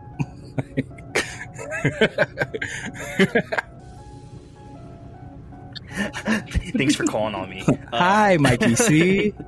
Hi, my name is Mikey C, and I would just like to say that. Hello, hi.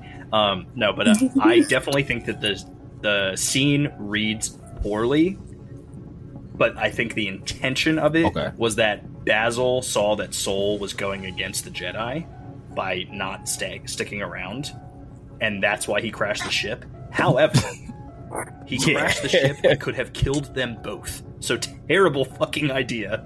Like no matter how you slice I'll accept that. I'll accept. Yeah, but it played out terribly because it's like. But yeah, that was that. Yeah. But it still plays out. Poorly. Yeah, like it's not. That's you as a super Star Wars fan, because I'm just like my brain is even that whole. I shouldn't have to do that. May pretending to be OSHA, right. They stepped on that shit real quick. They could have played that a little bit longer, like her faking the funk and like Soul thinking it might have been her. Like I thought that was about to be like at least into the next episode, like or further into that episode, but it's just like no, he kind of figured that out like pretty quickly. And Basil didn't even have to snitch. So it's like that whole thing about him picking up that it was a different scent literally became a moot point because he said nothing to Soul. Soul figured it out himself. So like, what the fuck was the whole point of him sniffing around and fucking checking on Pip and doing all the investigative shit? Literally was a waste of my 30 minutes. Yeah. Fucking Disney. Ooh, I mean Disney, come get us.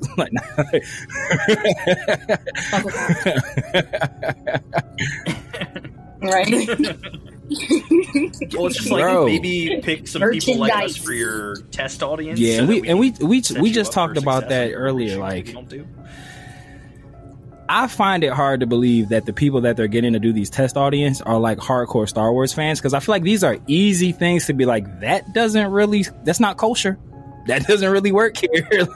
like, and that's like just off a first watch, not even like a deep dive and analysis is like, that was an interesting choice for like, it's just like, and these test audiences are just like, you know what? This is great. Put it out. Yeah. It's like, what? You know, it's almost a weird thing where it's like I would almost rather the test audiences be like people who aren't super Star Wars fans to the point where they can be like, why did he do that? So that the people who are actually making the show are like fixing scenes for people who don't know things super well so that it reads better. I feel like what we come up with as a trio in here is better than what we get for a lot of things, but like every time. I don't know if that's necessary. I'm just asking them to put like a competent. Yeah. And listen, I mean, it comes from a place of like deep love, and I'm sure a lot of people feel like, you know, I can't write dialogue. I'll never be able to do that. But from like a plot and outline standpoint, there are definitely times where I feel like some of the stuff we predict feels like it'd be more satisfying or warranted as a viewer, right? And there are a lot of good things about the show, but a lot of things I hope that if they do get that season 2, that they take some time to fix and make sure that they're, you know, crossing their T's, dotting their I's, and making it a little more readable for the audience. Because you know, watching with a group of people this time, normally I watch just Ray, like I was getting some different reactions in real time, like while we're like actually watching things that, you know, kind of showed like how maybe not as big diehard fans feel about some of these things and how they don't make sense. And I would love for it to not just be a great Star Wars show, but be a great show in its own right. That type of thing will draw in more viewers. I mean, if anyone wants to say more nice things about this episode, that's fine. I got a couple more things on my nitpick list. Darth Nip Slip. Well, since you're Darth Nip Slip or Nitpick, I'll be Nip Slip. That was great. So you saw Mandy's Nip. You can see Darth Mandy's Nip. I Nip missed Slip it. Where was is it? fucking I missed hilarious. Mandy's Nip. Where was it? Oh my gosh, I had a really good Mikey, remember gripe, and now I can't remember what it was, and I'm really upset with myself. Thank you. The lack of explanation of why Kwamir's eyes turned black when he was trying to get Osha out of that helmet, whatever that whole thing was, didn't. Oh, so that her mom's I did powers. let my. Yeah, exactly. That I did. Oh, you think Osha did that to him? Completely. Okay, I didn't. Okay, I got you. Power was on display when she had the helmet. I thought Plagueis might have had something to do with that, and that's why he was like, no, and he was trying to like get her out the helmet, or no, maybe he did. Because it seemed like his reaction to like whatever spasm shit. I thought that was amazing acting when she like started doing like the twitch shit. That was great. But it's just like. It seemed to me as if Quamir knew what the fuck was going on. Like, oh shit, damn, I didn't expect this to happen. And then like he got like taken into like the same blue place. But now that you said it like that, it was the same shit that happened to Torben, essentially. All right, never mind. Delete it off my nitpick. Yeah, go ahead. Get your nip slip in, bro. Okay, let me get my nip slip in.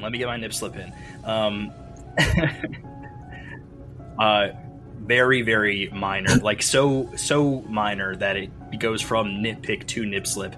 I really was disappointed in the sound editor for not putting in the force choke sound effect. I feel like that's a good gripe.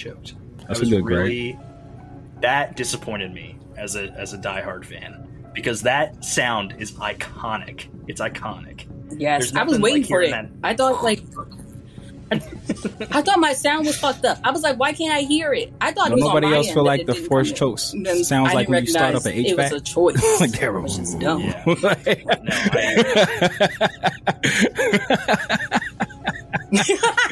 Yeah, that's what I'm talking about. The background hum. So the background hum, 1,000%. But the actual like cracking and snapping is like when you pop open a can. Like that's. It's just sound editing is it's important for these things, and we get used to some really good shit. So I also, people were griping about the lightsabers and how like they don't like the what do you mean how they're editing them. I disagree, actually. It's not bothering me at all. In fact, I love the natural light from the sabers. Like they're saying that the way the lightsabers are being like special affected is different than how they used to be, because they used to not give off light. So they explain that actual props they're actually like practical props now. That's why the hilts were thicker, because they're like extra batteries in the hilts. They explained that, right? Because people were complaining about like, why are the lightsabers so thick? Yeah, people were upset about that. Yeah, 1,000. I thought it added to it. Right. I thought it worked better for me personally. Like maybe the inside of the blade was not as white as they were like in the prequels and stuff like that. But like I also feel like the saber colors in the original trilogy it ain't no worse than the pencil sabers in Rebels. I'll never get used to those. Like, as much as I love Rebels, I hate that. for one of my favorite shows, I will admit, I literally love everything else about that show except that show's art style. Yeah.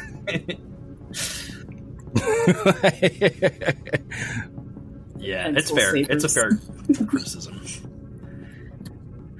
I think the thing is with that, it's like you do all this beautiful Ralph McQuarrie inspired like artwork and like design, and then you decide to take this like wonky effect that was like a staple of A New Hope. They even fixed it by the time they needed to. You know what my biggest what the fuck from this episode was actually when Soul, before Osha killed Soul, and they were having the conversation about pretty much why he lied and everything, and he started to go down this train of thought. He was like, oh, they weren't going to accept you, and I was like, what the fuck are you talking about? Like that part felt really confusing to me, because he was just like, oh, why would you lie?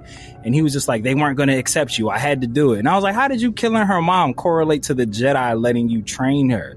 But then she was like, stop talking. I was confused about that. Because he was just like, oh, I had to. No, I don't remember that part. But when he was saying along the lines of like, oh, I needed to bring both of you to prove that there was a virgins for them to let you train. It was like, but you let the one drop intentionally and only did take the one. And even though she was still too old, I also have questions about that. How did he get her past the order? She wasn't, at least with Anakin, which still was we don't think you should let him do this. But it's like they was like 7-8 years old, like and they're like. They let her get trained. So like I thought that was like an interesting thing. But him going down whatever conversation he was trying to have with her when she was just like, why'd you kill my mom? And he was just like, oh, like if I didn't bring back both of you, they weren't ever gonna accept you. And it's just like, but you didn't bring back both of them. So it was like, so what are you talking about, dog? Like I went back and watched that scene a couple times. I thought I was missing something, but he was just like, yeah, I had to prove that there was a virgin, so I needed both of you to prove them. Or they weren't going to accept you. It was just like, you didn't do any of that. Like you let the one drop, and I was real confused about that. I think that you're pulling a Soul and you're projecting your feelings on. You're saying that he all right. I'll roll with you. I guess him saying to her that, oh, I needed both of you in order for them to let me train you, when he didn't bring back both of them and he still trained her, that was like, that makes no sense. That's a logic gap. Because he legit said, oh, I needed to prove that there was a virgin, so I needed both of you or they never were going to accept you. And you didn't take both of them. I think that the line, like, I'll rewatch the scene, Matt, because I'm not going to outright say you're wrong, because I definitely I've only watched it twice. But the way I read that scene was that he needed May and Osha to prove that there was a virgins, not to get her past the order to actually train her. I think the order let her train with him because they saved her and Indara alive. Maybe you saying that, maybe that's what he was referencing. Like, oh, had we not lied about it and told them the truth, they wouldn't have let me train you. Maybe that's okay. All right. Taking it off my nitpick list. That's how I got one last nitpick in there, because I know you said, did you say your theory? Remember when we started, you said you had a theory about the Yoda stuff. Did you say yours yet? All right, cool. So I just got one last nitpicky thing. I do have a theory. I feel like they could have easily go ahead with your explained away, or at least made us feel better about Soul trying to groom her, if they just referenced that he thought she was the chosen one. That shit didn't come up at all. Like, at all. Like, you literally are talking about kids that you know for a fact were made from the Force. We know the prophecy was a thing at this point in time. Why wouldn't that have been the motivation? Like, instead of Soul just being so obsessed with getting a Padawan, like, when he was, like, being, like, when Endara started, like, G-checking, I'm like, yo, like, why are you pressing this? Like, they could have easily just put in a singular line, like, oh, I think she's the chosen one. And I would have just let all that crazy shit be okay. I would have let all of his obsession just be okay if they just, like, made some reference, like, oh, like, there's a prophecy, and I think they might be a part of it. I would have just been cool, but it was just like, oh, yeah, no, I want a Padawan. I need one. This is the one for me. I dreamed about this my whole life. R. Kelly. Sorry, that was bad. I'm sorry, Soul. Soul's not R. Kelly. Soul's not R. Kelly. He's not R. Kelly. He's not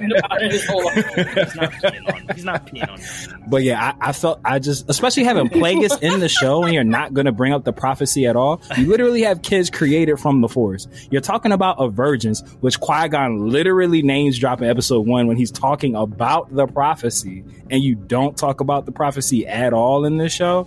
I thought that was like, but also you have to also look at how the Jedi reacted to Qui-Gon. Would they have? All right, taking it off my nitpick list, whatever. No, I'm still standing by that. I just feel like there should have been some mention of the prophecy when you have literally they have verbiage that was used in episode 1. They have characters that have been referenced that have been trying to have a hand in the prophecy in this show, and you just don't bring it up at all. I just thought that was a weird choice. Yes. Wait. I would like to shoot. That's Max what I'm and saying. Bail there, because they were on the planet looking for virginses anyway, weren't they? So, like, why not bring it up in the first place? Like, if they're looking for virginses, and I feel like they got it, and I feel like that would have been a like, way. I don't think that's that hard. And that could have been money. a possible way to, like, get Undara to, like, ease up on him about it a little bit. Like, if he was to say to her, like, oh shit, I think one of them might be the chosen one, like, she might have been a bit more on board, like, with, like, getting them to come with the order. But it's like, he doesn't bring it up at all. Like you just said, Yali, like, they were on that planet to look for virginses in the Forest. You find 2 kids created from the Forest, and you don't mention the prophecy at all? Like, I just feel like it was a missed. As a viewer, it wasn't needed, but it would have helped a lot. I'm not like you. It would have helped a lot. I think it's totally valid. It would have, yeah, for sure. From a lore, like, in-universe standpoint, if we're taking the dialogue at its word, it sounds like they needed May and Osha as evidence to prove that there actually was a Vergence. And without both of them, I'm leaving that one on there. That being said, I don't think you have to take this off your nitpick list. I was going to leave that one on there. You guys are valid. Because I just feel like that. I feel like from a logical standpoint, that would have saved Soul so much grief. Like, if he was just to be like, I think this is the prophecy, guys. This is not a test. I feel like at least Endara would have been like I said, more understanding to, like, why he's pressing this issue. And maybe she might have even been on some, like, oh yeah, we got to get these kids. Like, this is it, guys. But it's like, yeah, they did it, and it is what it is. But, you know, maybe a season 2. Mm-hmm. But maybe that's the reason why they added Yoda at the end. That could be the reason why he's just there. Because, you know, a lot of people, I think Yoda was more in the prequels, more in line with thinking that Anakin could have been the child of the prophecy more than Mace Windu was. Like, Mace was kind of like, fuck out of here, this is definitely not this kid. But Yoda's more in line with, like, what about when you know, but Yoda was more in line with giving Qui-Gon that grace to get that off. You know, he said, facial hair he has. So why not have Yoda be the guy? Right? Very close to puberty. No more boners in the hide pornography, Yoda must. Oh my God. You gotta be quicker than that. I was about to say that, damn it. It is in the shower drain. We will not have again. Oh, no. No, but I think maybe that's why Yoda's there. You know, I think this maybe adds to why Yoda... Not a wet goose. Oh my god.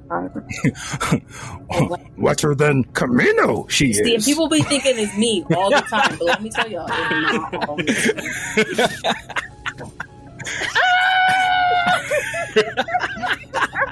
Sir Wit could exfoliate my wrinkles. Find lotion, Yoda must. not me this time. Hold on. I gotta put a throwback. If we're doing the voice, I gotta put a throwback. If you've been listening to Annie, Are You Okay for a long time? Look at you. Collect yourself, sir. He can't even do it because he's laughing. He can't even do it. He's laughing. Yeah, no. But I think Yoda's the tease. I think Yoda and Plagueis are the tease about I think she's the chosen one. Oh shit, word? Yeah, let's bring her. Extra $5. No one paid extra $5. Oh, word? The chosen one? Why didn't you say that? Well, why couldn't I mean, I guess maybe it's us being too logical. But they don't right. Got a data like system, yeah, like none of this is looking familiar. Still in this like it's not a record. I love how they're still afraid to. I don't know why they're so. Yeah, why they keep using M count? Like, did they lose the trademark on midi-chlorians? Like, yeah, we got to call it M count. Yeah, so someone to snatch the copyright out from right under our feet. Like, who's using midi-chlorians then? Someone. That or someone has severe PTSD like about that word and having to deal with trolls on the internet and is like high up in Lucasfilm is like, nope, gotta make that change. Word. I prefer midi-chlorians over M count. I don't mind both, but it's just like, just don't be afraid to say it. Oh, we lost her. Word. She's probably still here.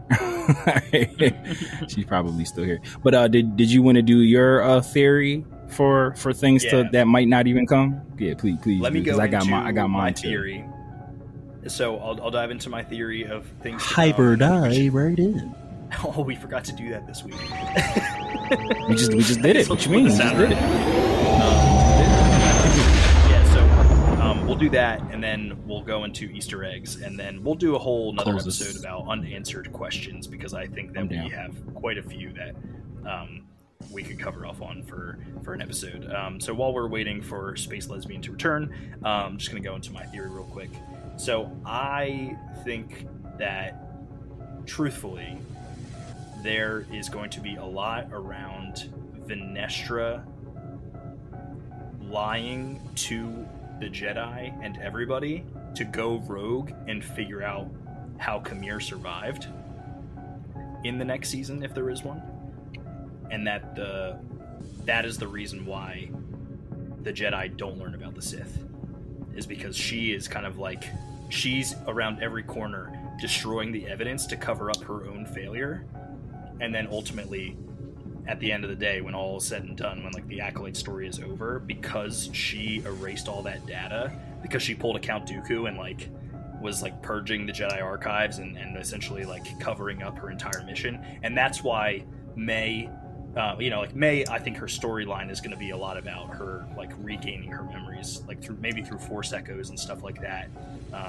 This would actually be a great way to bring Soul, like Lee Jung-jae, back into the show, because if May's around the temple and she gets like Force echoes, maybe she sees Osha's visions instead of her own childhood, and then you could see her training with Soul. Ooh. Maybe like Yord and Jeki or something, or not Jeki, but Yord as like a younger Padawan, in a way to like have her like regain her memories.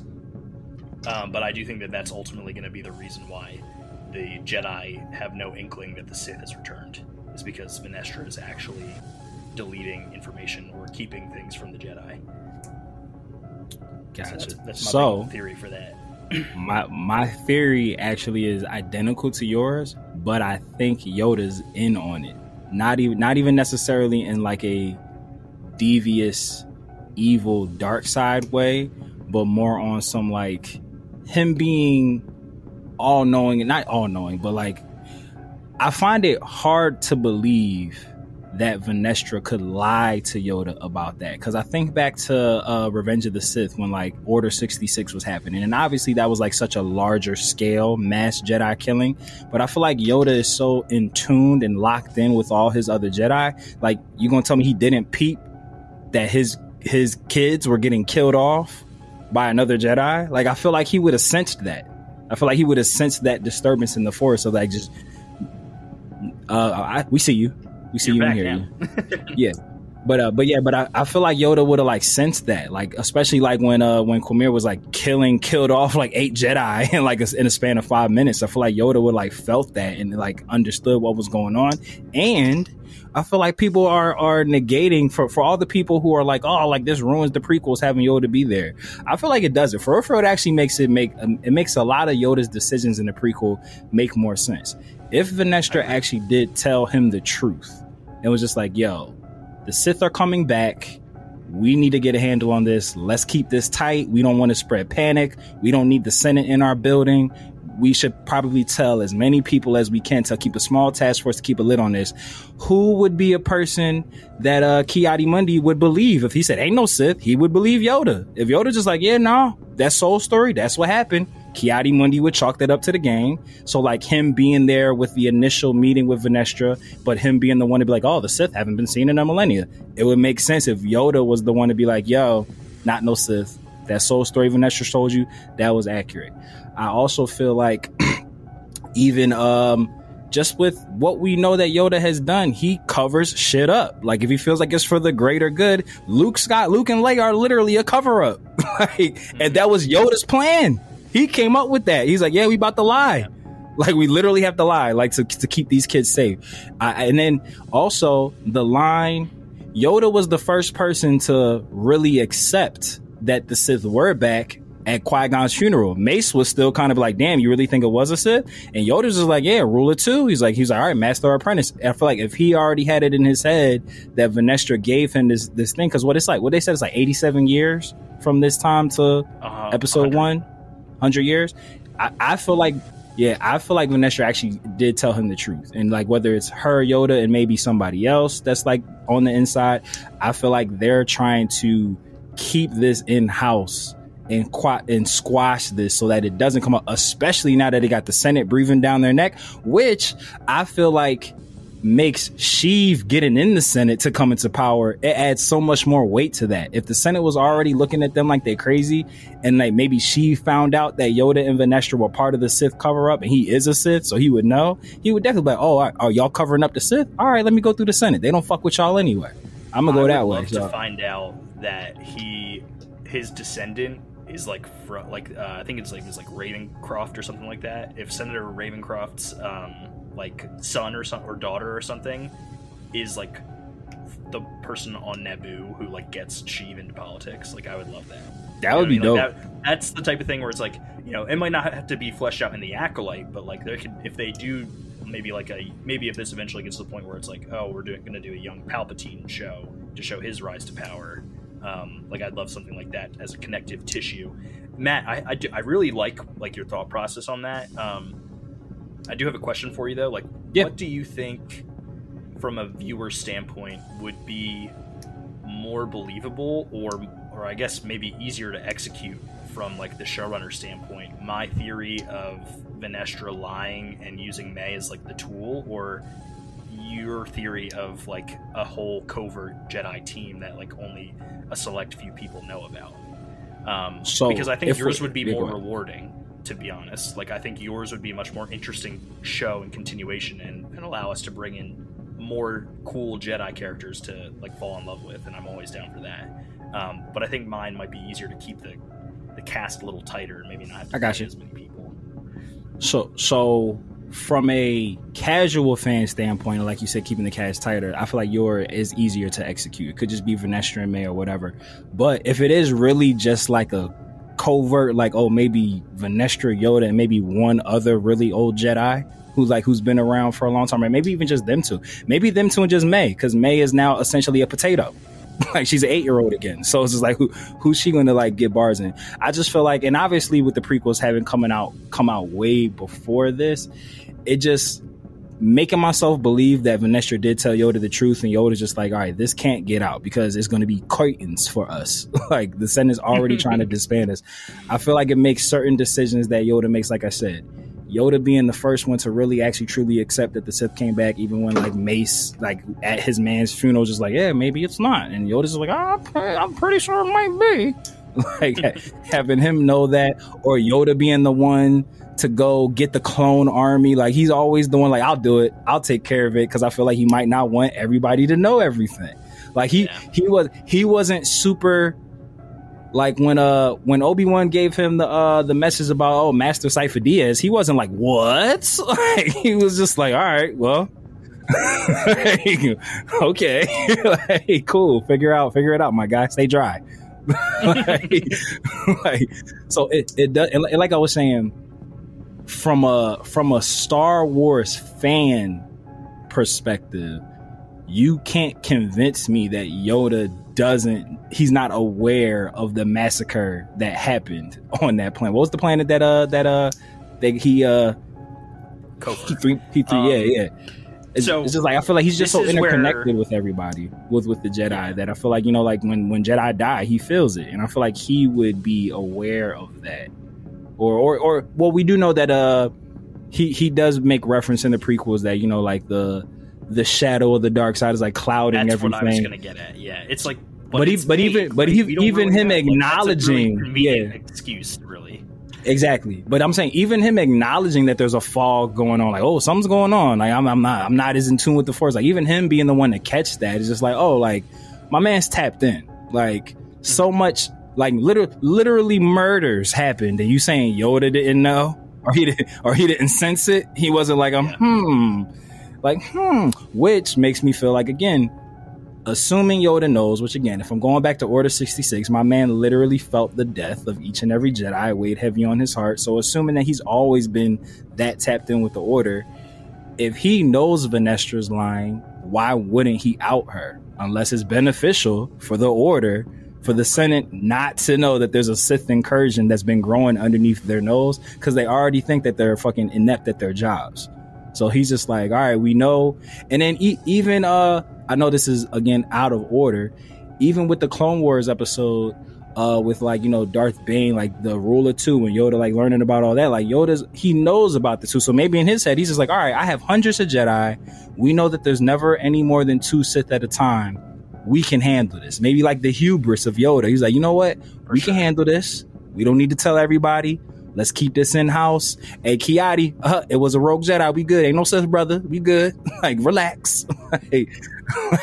So I just feel like it makes how he moves in the prequel have a lot more meaning. Like his indifference in the prequel makes more sense if he knew that that this was happening, and he was like covert Jedi ops team of trying to like squash the shit, which makes Qui-Gon going off and doing his own thing being such a pet peeve makes even more sense, because he's like, damn, my man is coming on this shit, I don't need you to, hey bro, cut it out, like I need you to stop looking into shit, my dude. I like this. Like stop looking into shit, like we got it, it's cool, we got this. Like don't worry about it, brother. Like don't train the boy. Like shit like that. So again, if we get a season 2, I will say this show was created for it to continue. Yeah. I'm just not confident that it will, which will hurt my feelings if it doesn't, because it's like, you can't give us that Plagueis tease and we don't ever see him again. Like, you can't give us that. It's a good tee up, Matt, because I was literally going to say we haven't heard from Yali in a little bit. I know all of us are big Star Wars fans, so I would like to pass the baton to her first. What is Darth Plagueis showing up in live action? The saber dildo, passer of the dildo. the talking dildo, yeah.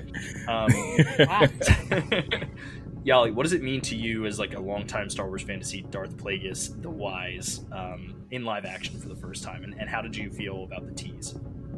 It's usually not the tease I enjoy in The Acolyte, so it's like, whoa, I thought it'd be more to the stranger.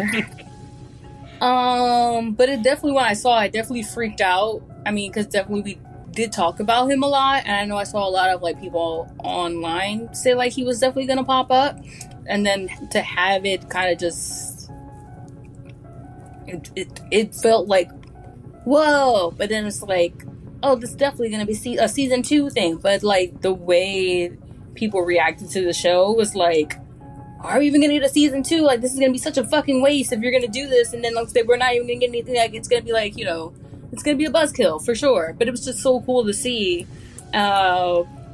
And then when I thought about like the other shows that like slated to come out, like Skeleton Crew and then like Andor season 2 and stuff, is like there's no real place to put Plagueis. Andor World Tour, baby. Yeah, it's like there's no real place to put Plagueis. You know what I mean? So like this is gonna really be a waste if you like. It's just really just gonna be a tease essentially if there's no season 2 of The Acolyte. But it was really cool to see him. He definitely feels like the Plagueis. I think a lot of like long-term Star Wars fans know, like creepy and, aesthetically. I agree. Yeah, it just felt like that was creepy and powerful and old and ancient. You know what I mean? Like it just felt really like I wish I got to see all of it. You know what I mean? So it was just really cool to see. And then seeing Yoda later again, it leaned more into feeling like, okay, this is definitely more of a prophecy thing. And then someone who's read the High Republic books and like kind of, I think I'd always felt like they were taking bits and pieces of some of the books in general, but then seeing the Yoda and the Plagueis, like, oh, I think I kind of know where this story's going, even though like Osha and May are new, like they're not made up, but you know what I mean, like they're not from the books themselves. So it's kind of like, oh, I kind of see where they're going with it. And then if it's the story that most fans think it's going to be, it's kind of like, again, this is just going to be like a big waste if they don't follow through. So it's just kind of, it kind of leaves you kind of like on edge a little bit. Because it's just like, we need some sort of answer. And I kind of feel like with like The Mandalorian, they were really quick to say like, oh, we're getting the season 2.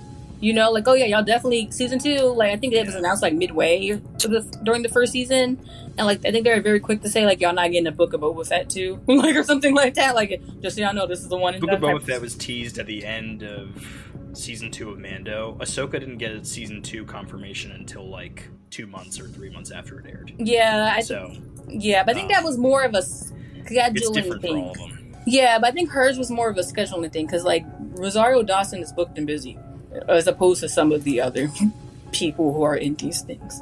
No offense to the actors, but she be working. Some of these people, this is their livelihood. It's just, but yeah, I just like Tyrese in the Fast and Furious franchise. Yes. Tyrese. That's all you got. He needs those movies. He hasn't been invited back to the Transformer franchise, so he needs Fast and Furious. Transformers hasn't been invited back to the Transformers franchise. They got animated. We're not even doing live action.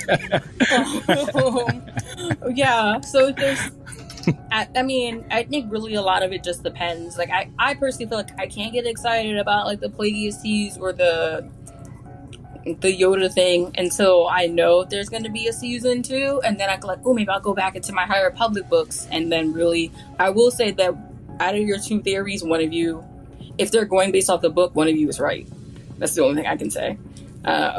If they're not going based off the book, then who the fuck knows? But if it's based off the book, one of you is exactly right. It exactly happens like that. So you said it is the 90s.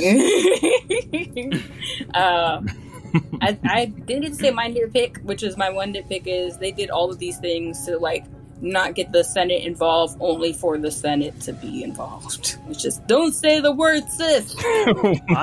We can't say Sith because the Senate will be involved, and then that's an amazing point. It's like, what was the point? Hold on, you might have just created a new nip slip. So Vanestra was trying everything in her power to get the Senate off her ass. They already think that the guy literally says one of y'all is eventually going to snap and it's going to be curtains for all of us. And then your lie is, oh yeah, one of us snapped. But at the end of the day, one guy, I hear where you guys are coming from. Just the one guy. She's like caving to the Senate to hide her real motives. Oh yeah, fact. I get that. But still, to me, it works from a show standpoint. But it doesn't help. It's just like, yeah, you were trying to avoid avoid internal affairs investigating y'all, and the way that you do that is by saying that one of y'all went rogue. Like, they're definitely going to investigate y'all now. And then they're investigating a trail that's already cold. No, right? but they're investigating in the worst way, which is to be like, one of them was a pedophile, and so you should investigate this pedophilia. You know what I mean? Like, what, madam? How does that make the Jedi look better? It's like, no, we're not evil. We just have a pedophile problem. Like, bitch, that doesn't help anybody.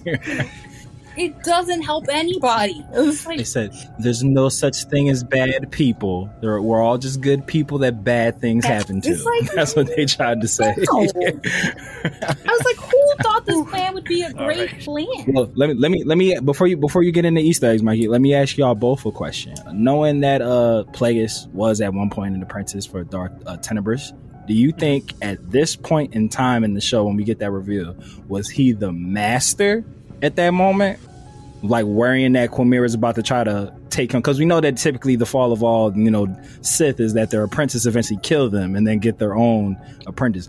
Do we think that Plagueis was like, oh shit, my apprentice is plotting to kill me, or he's the apprentice looking to overthrow Tenebris at this period in time?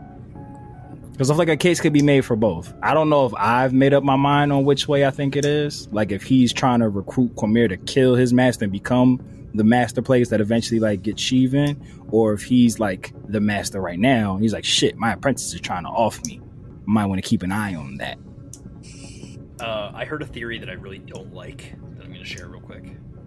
I don't think this is the case, but I've heard that people are like, oh, what if Plagueis is an apprentice and they feel the dark side users, and like Chimere and Osha are like a rival Sith duo.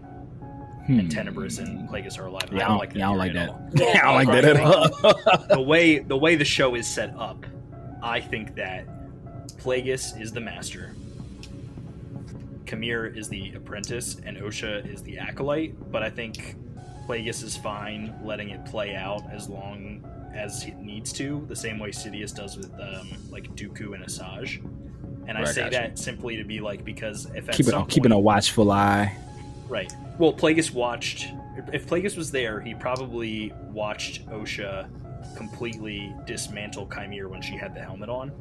Yeah. So he crept out of that same cave that they left out of, so he was there somewhere. Right. He might see more potential in Osha than he does in Chimere now. So he's just going to play the long game. Ooh, okay. I like that. Get the pick of the litter. At the end of the day, we all know he's going to have to go. He's going to have to go to Papa Palpatine as his real apprentice, and that doesn't work out too well for him. But yeah, I was going to say, if we are going under with Plagueis being the master at this point in the timeline and Quamir being his apprentice, that like if Plagueis feels like, oh, Quamir's trying to like get his own apprentice and then do me in, like that would be a good reason for Plagueis to like knock him off first, and now he's like, oh, I need a new apprentice. You man with the good hair. However, I feel like that would we're waiting to hear if a season 2 happens, but if a season 2 does happen, I think that the focus would be around Chimere and Venestra's relationship, because we have to focus on them 1,000%. Outside of obviously like Osha and May and stuff like that. So I would assume that maybe the ending of season 2 would be Plagueis deciding, you're no longer my apprentice, and choosing Osha instead. So it would be one of those like slow build things, which I appreciate. I think it needs. It's kind of like, how I always bitch about how Titans did Red Hood in 3 episodes instead of like killing Jason Todd off for an entire season to have him come back at like a finale at some point and then remind me. It was like 2 episodes. I'm just saying that from a pacing me. Standpoint, like Acolyte could easily be 4 or 5 seasons and tell a lot of cool different stories, and I think that that's how you do it. You make we can get like pre Sith Sheev in here. They could definitely drag it. What's weird? All sorts of stuff. I weirdly feel like the twins' story is like done. Like, what else is there to really like flush out from the twins outside of Mother May has Coral? to get her memories back. And Osha's now but I feel like May getting her memories back would be used as the vehicle to help Vanestra find Quamir. I don't feel like it'd be like her thing. I feel like the twin, like the story being about the twins is done. Like I don't feel like they're like vehicles to move the plot forward. They're not necessarily the center of the story anymore. Because like that obviously Osha's going to change, but like it's like we're going to see a lot from their perspective, I think. And then also I think it's going to be a Piccolo Kame situation where if one of them dies, they both die.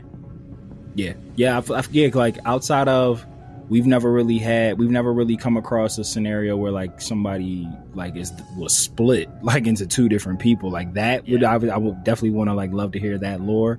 And they always say no body, no death. So Mother Koro is definitely out there somewhere. And her being a species of Maul, I always forget what they're called. I know you know it. Like Zabrak. her. Yeah, I feel like her being a Zabrak was like intentional. Like I feel like that was like supposed to mean something, especially with like the Night Sisters from Ahsoka and everything, and they like worship the mother and all that stuff and everything, the other deity and whatnot. I feel like that you could definitely play into that. But just in terms of like the with the twins no longer need to be the through line of the show, because it was mostly about like, oh, what happened on Brendok 16 years ago, and that's been resolved. They found each other. They squashed the beef. They both know the truth. Soul's dead. Osha has got her power. She got her groove back. She's gonna train. I feel like you could have a season 2 where the twins are like complementary characters. Like they don't need to be the vehicle moving the show forward anymore, which I'd be fine with if we get it too. But yeah, right. I need more play because someone like will, despite the review bombing. It's like if they sell enough merchandise, it'll be fine. It's gonna come down to that, which makes sense sure. with the tracker. Who's what's his name? Why I keep forgetting his name? Started with Basil. a B. Basil. I was about to call him Benji. Fuck it. His name's Benji. Yeah, Benji and the Nutsack aliens. Hey, Benji! Look who's on the wrong side of the river. His name was Benny, but I appreciate the reference. I tried. He was like, "Hey, Okada, looks like I got all the horses." For the listener's perspective, we keep losing Yali, so I'm going to dive into the Easter eggs, and if she jumps back in, we'll catch her up on what's going on. Cool. But for episode 7, I have Brendok is a site of growth from emergence in the Force. Brendok was the site of a disaster in the High Republic novels, so that is readers might be familiar with. And Yali's dog is clearly doing something it's not supposed to. Welcome back. It was doing the thing again. Mazel. It was doing the thing again where I'm here, and I'm like, yo, I'm here. I was like raising my hand. I'm like, I have a theory. And then it was like, wait, they can't fucking see or hear me again. Like, shit. Oh, well, get your theory off. Get your theory off before we do the Easter eggs and you blip. Oh, sorry, I'm like fucking Plagueis, that bitch.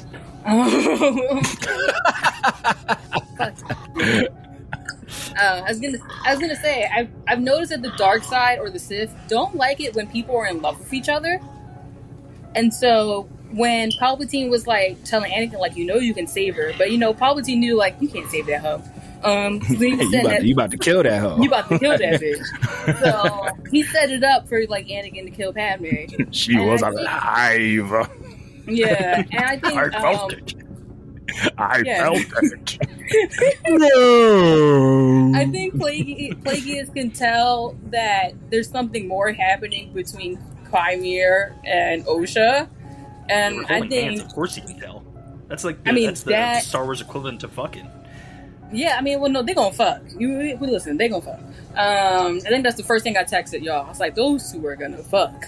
And you think because of the ruler too, like all the Sith really are is just sexual frustration. That's why they're all so angry. It's just like, I'm stuck with this guy, like, and I can't do nothing. If the Sith had more orgies, we wouldn't have these problems. Right? But they don't. If the Sith had orgies, they'd be Jedis. Don't say that because we just found out there's grooming. You can't say that. No, you're right. Adult, consensual adult orgies. Consensual adult. They'd be Jedi. Yeah, so I think maybe what's happening is like maybe Plagueis is like, they really bonding out here. This might actually be a problem for me later, especially if Plagueis is already feeling like Quimir might betray me. Also, you know, it'd be funny if Plagueis like showed up with a book when they like fall in love and like want to like usurp Plagueis. He pulls out a book. He's like, oh hey, look guys, rule of 3. We're good. We're good here. Look what I found. Rule of 3 this whole time. It was misinterpreted. Listen, it's that, or he pulls out a book that's all about space TDs so that they don't. Space TDs.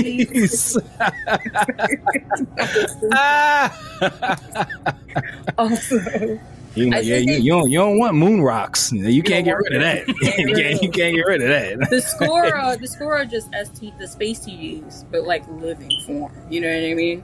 Like space crabs. That's what the score are. Space crabs. But also, I feel like they foreshadowed. Definitely foreshadowed a couple of times that like Quimir has a big issue with being betrayed. And so I feel like got abandonment issues. Abandonment and betrayal. And I feel like if there is a season 2, that Plagueis' play might be to get Osha to betray Quimir in the end. Ooh. So I feel like they foreshadowed that a couple times. Just like that really, it's big on him to like, if Quimir does get an apprentice, that he needs that person to be loyal to him, like no matter what. And he could tell like May was going to betray him. Quimir knew May was going to betray him. And so he's hoping that Osha will not do the same thing May did. And I think Plagueis is going to play into that. Like, you know, like, Quimir ain't shit. You know what I'm saying? Like, he's fine and all, but, you know, he ain't shit. Yeah, I like the way they played that part when they were walking to his ship and she was just like, I'm not my sister. And he's like, no, you are not. Yeah, exactly. He's like, oh, no, you ain't, baby. He's like, you goddamn right about that. So that's my theory. I think Plagueis, like, he can tell what's going on, but I think they foreshadowed a lot that, like, betrayal and abandonment is really big on Quimir. And I think that's going to be Plagueis' play, is how can he put a wedge in between them to allow Osha to betray Quimir, and then Plagueis has a much stronger pupil because Plaguey, y'all on a nickname basis now. Yeah, but big Plaguey, you know, big Plague, big Plague. You know what I mean? So like that's the vibe that I got from Does he clean with lemon plague? Lemon plague. Did it dudes? You know I gotta get one dad joke off an episode. It's in my contract. It's in my contract. So yes, but yes, they on and season 2 they will be fucking is the answer. They will be all right. I like this theory. I'm down for it. I'm here for it. We'll see what happens. Right, Easter egg, daddy. Time. Easter egg, daddy. We've officially crossed we're right near the 2-hour mark. So yeah, let's knock this. I mean, 2 episodes, 2 hours. 2 episodes, 2 hours. It works. It works. You're right. It works. All right, so we already heard the first Easter egg about Brendok being the site of a disaster in the High Republic novels.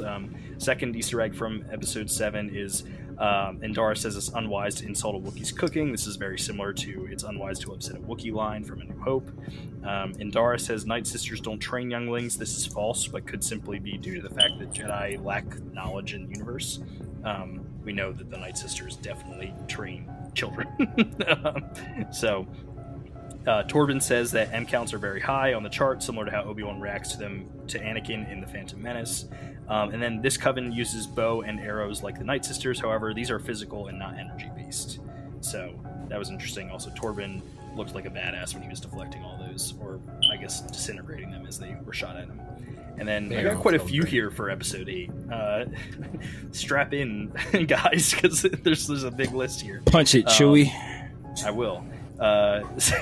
See you in hell, Jedi is a reference to Han Solo saying then I'll see you in hell from Empire Strikes Back. Second time we have seen a starfighter chase in a planet's rings. Tracking computer in the Jedi ship is very similar to the future TIE fighter trackers. I don't know if you guys caught that one. Senator, it's Rayancourt, not Ravencroft. Senator Rayancourt has a necklace that has a symbol similar to Crimson Dawn on it. Although the Syndicate, as far as we know, didn't operate until the Clone Wars, so I don't know if that is like maybe a hint at his dark intentions towards the Jedi. But also, that man always plays the bad guy. So what are we talking about? Like, that's all he knows how to do. Play the bad guy. I'd be surprised if he was a good guy. And we always say anybody with great hair has to be a Sith. And my man's fade was sharp. He had that Reva hairdresser. He plays the bad guy in literally everything. I've never seen him play the good guy in literally. It's like when you hire like Bill Nighy. Like if you see Bill Nighy, I love Bill Nighy. He's always the bad guy. Yeah. Bill Nighy don't know how to do nothing but be the bad guy. Like, come on, get your paycheck how you get it. Carlo Esposito. They don't know how to make it right. No, he don't know how to be. That's his paycheck. Get your paycheck. Sorry, I didn't cut you off, but it's like he's bad. That's Reva's great grandfather. Oh, word.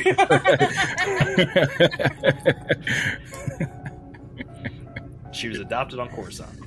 Yeah, there you go. So, a low operatic note is used when Plagueis appears on screen, a reference to the opera scene in Revenge of the Sith. The hallways and tunnels are very reminiscent of the ones on Bespin from Empire Strikes Back in the Coven. I don't know if you guys notice as they're walking through the tunnel that May escaped in, it starts lighting up just like it does when Luke is going through. I got one if you don't get it, but keep going.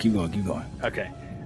We already mentioned this, but the fight choreography for Khmer and Soul's final fight seems to be inspired by Crouching Tiger, Hidden Dragon, and several other martial arts films. I also have Osha and May's fight was more mirrored after we received the revelation that they are one. This is, them doing the same moves. We talked about that as well. The first time we see a Kyber Crystal bled in live action, we talked about this, but closest we've ever gotten has been a scene from Jedi Survivor, so that was very cool to see in live action.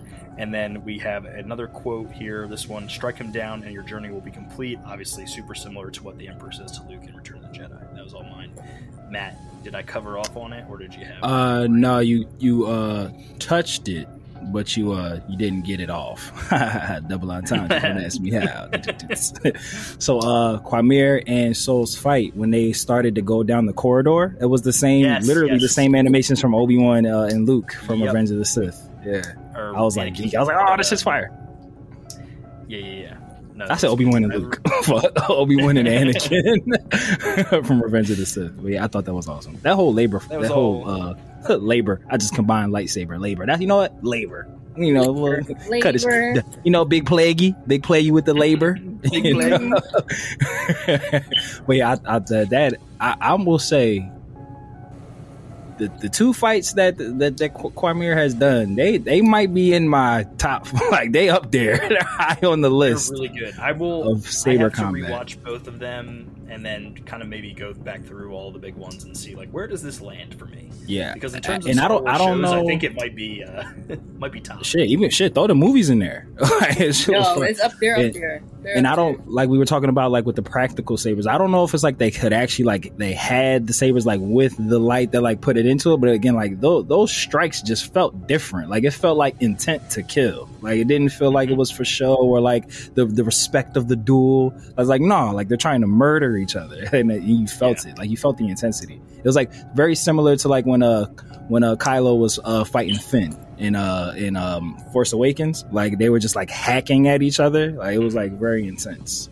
And I have always said that I think the sequels do a really good job of bridging the gap between the choreography from the prequels and the emotional impact of the original trilogy, and I think that we're kind of seeing something similar in this show for sure. I'm rolling.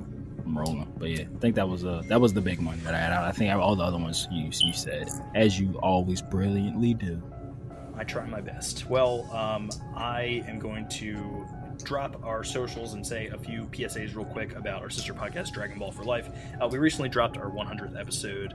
You don't make it to 100 of anything without a lot of hard work, determination, blood, sweat, and tears, and we all certainly have shed a lot of that. So I just want to shout out the DV4L team, who, obviously Matt is one of the hosts over there. Y'all is the executive producer, and I'm behind the scenes, but we also have super producer Dragon Paul GT. GT.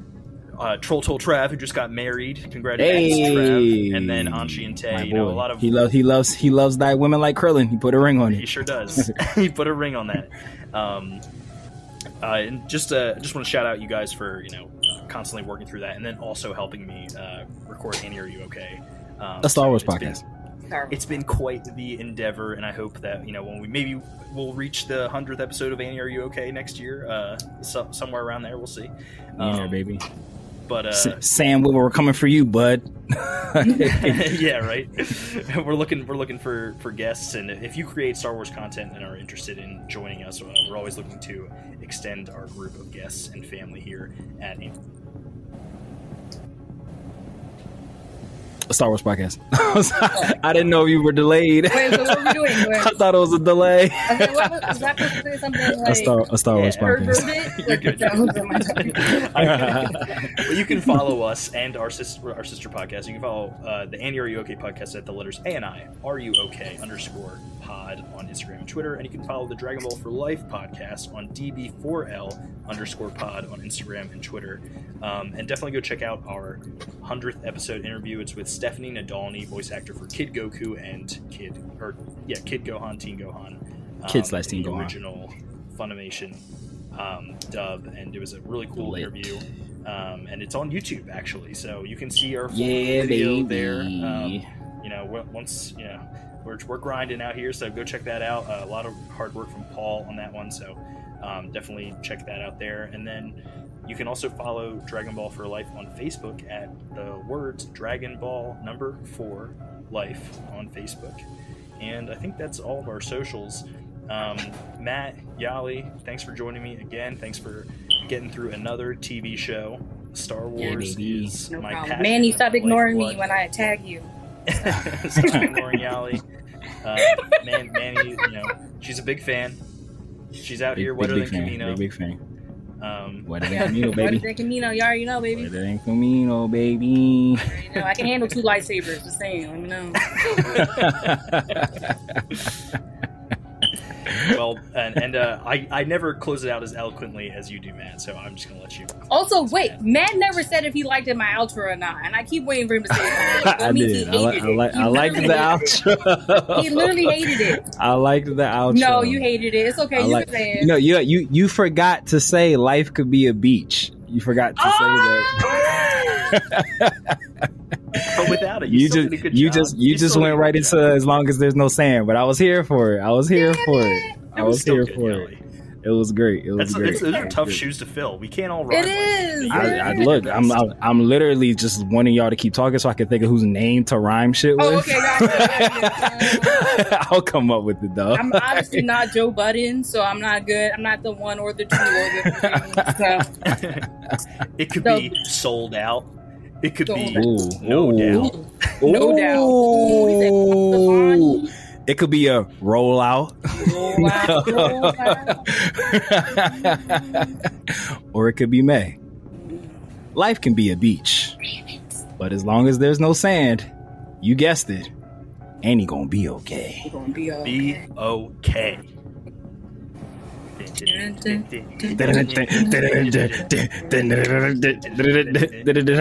Ow! And then just at the end where we talk about if you feel uncomfortable around an adult, these are the resources.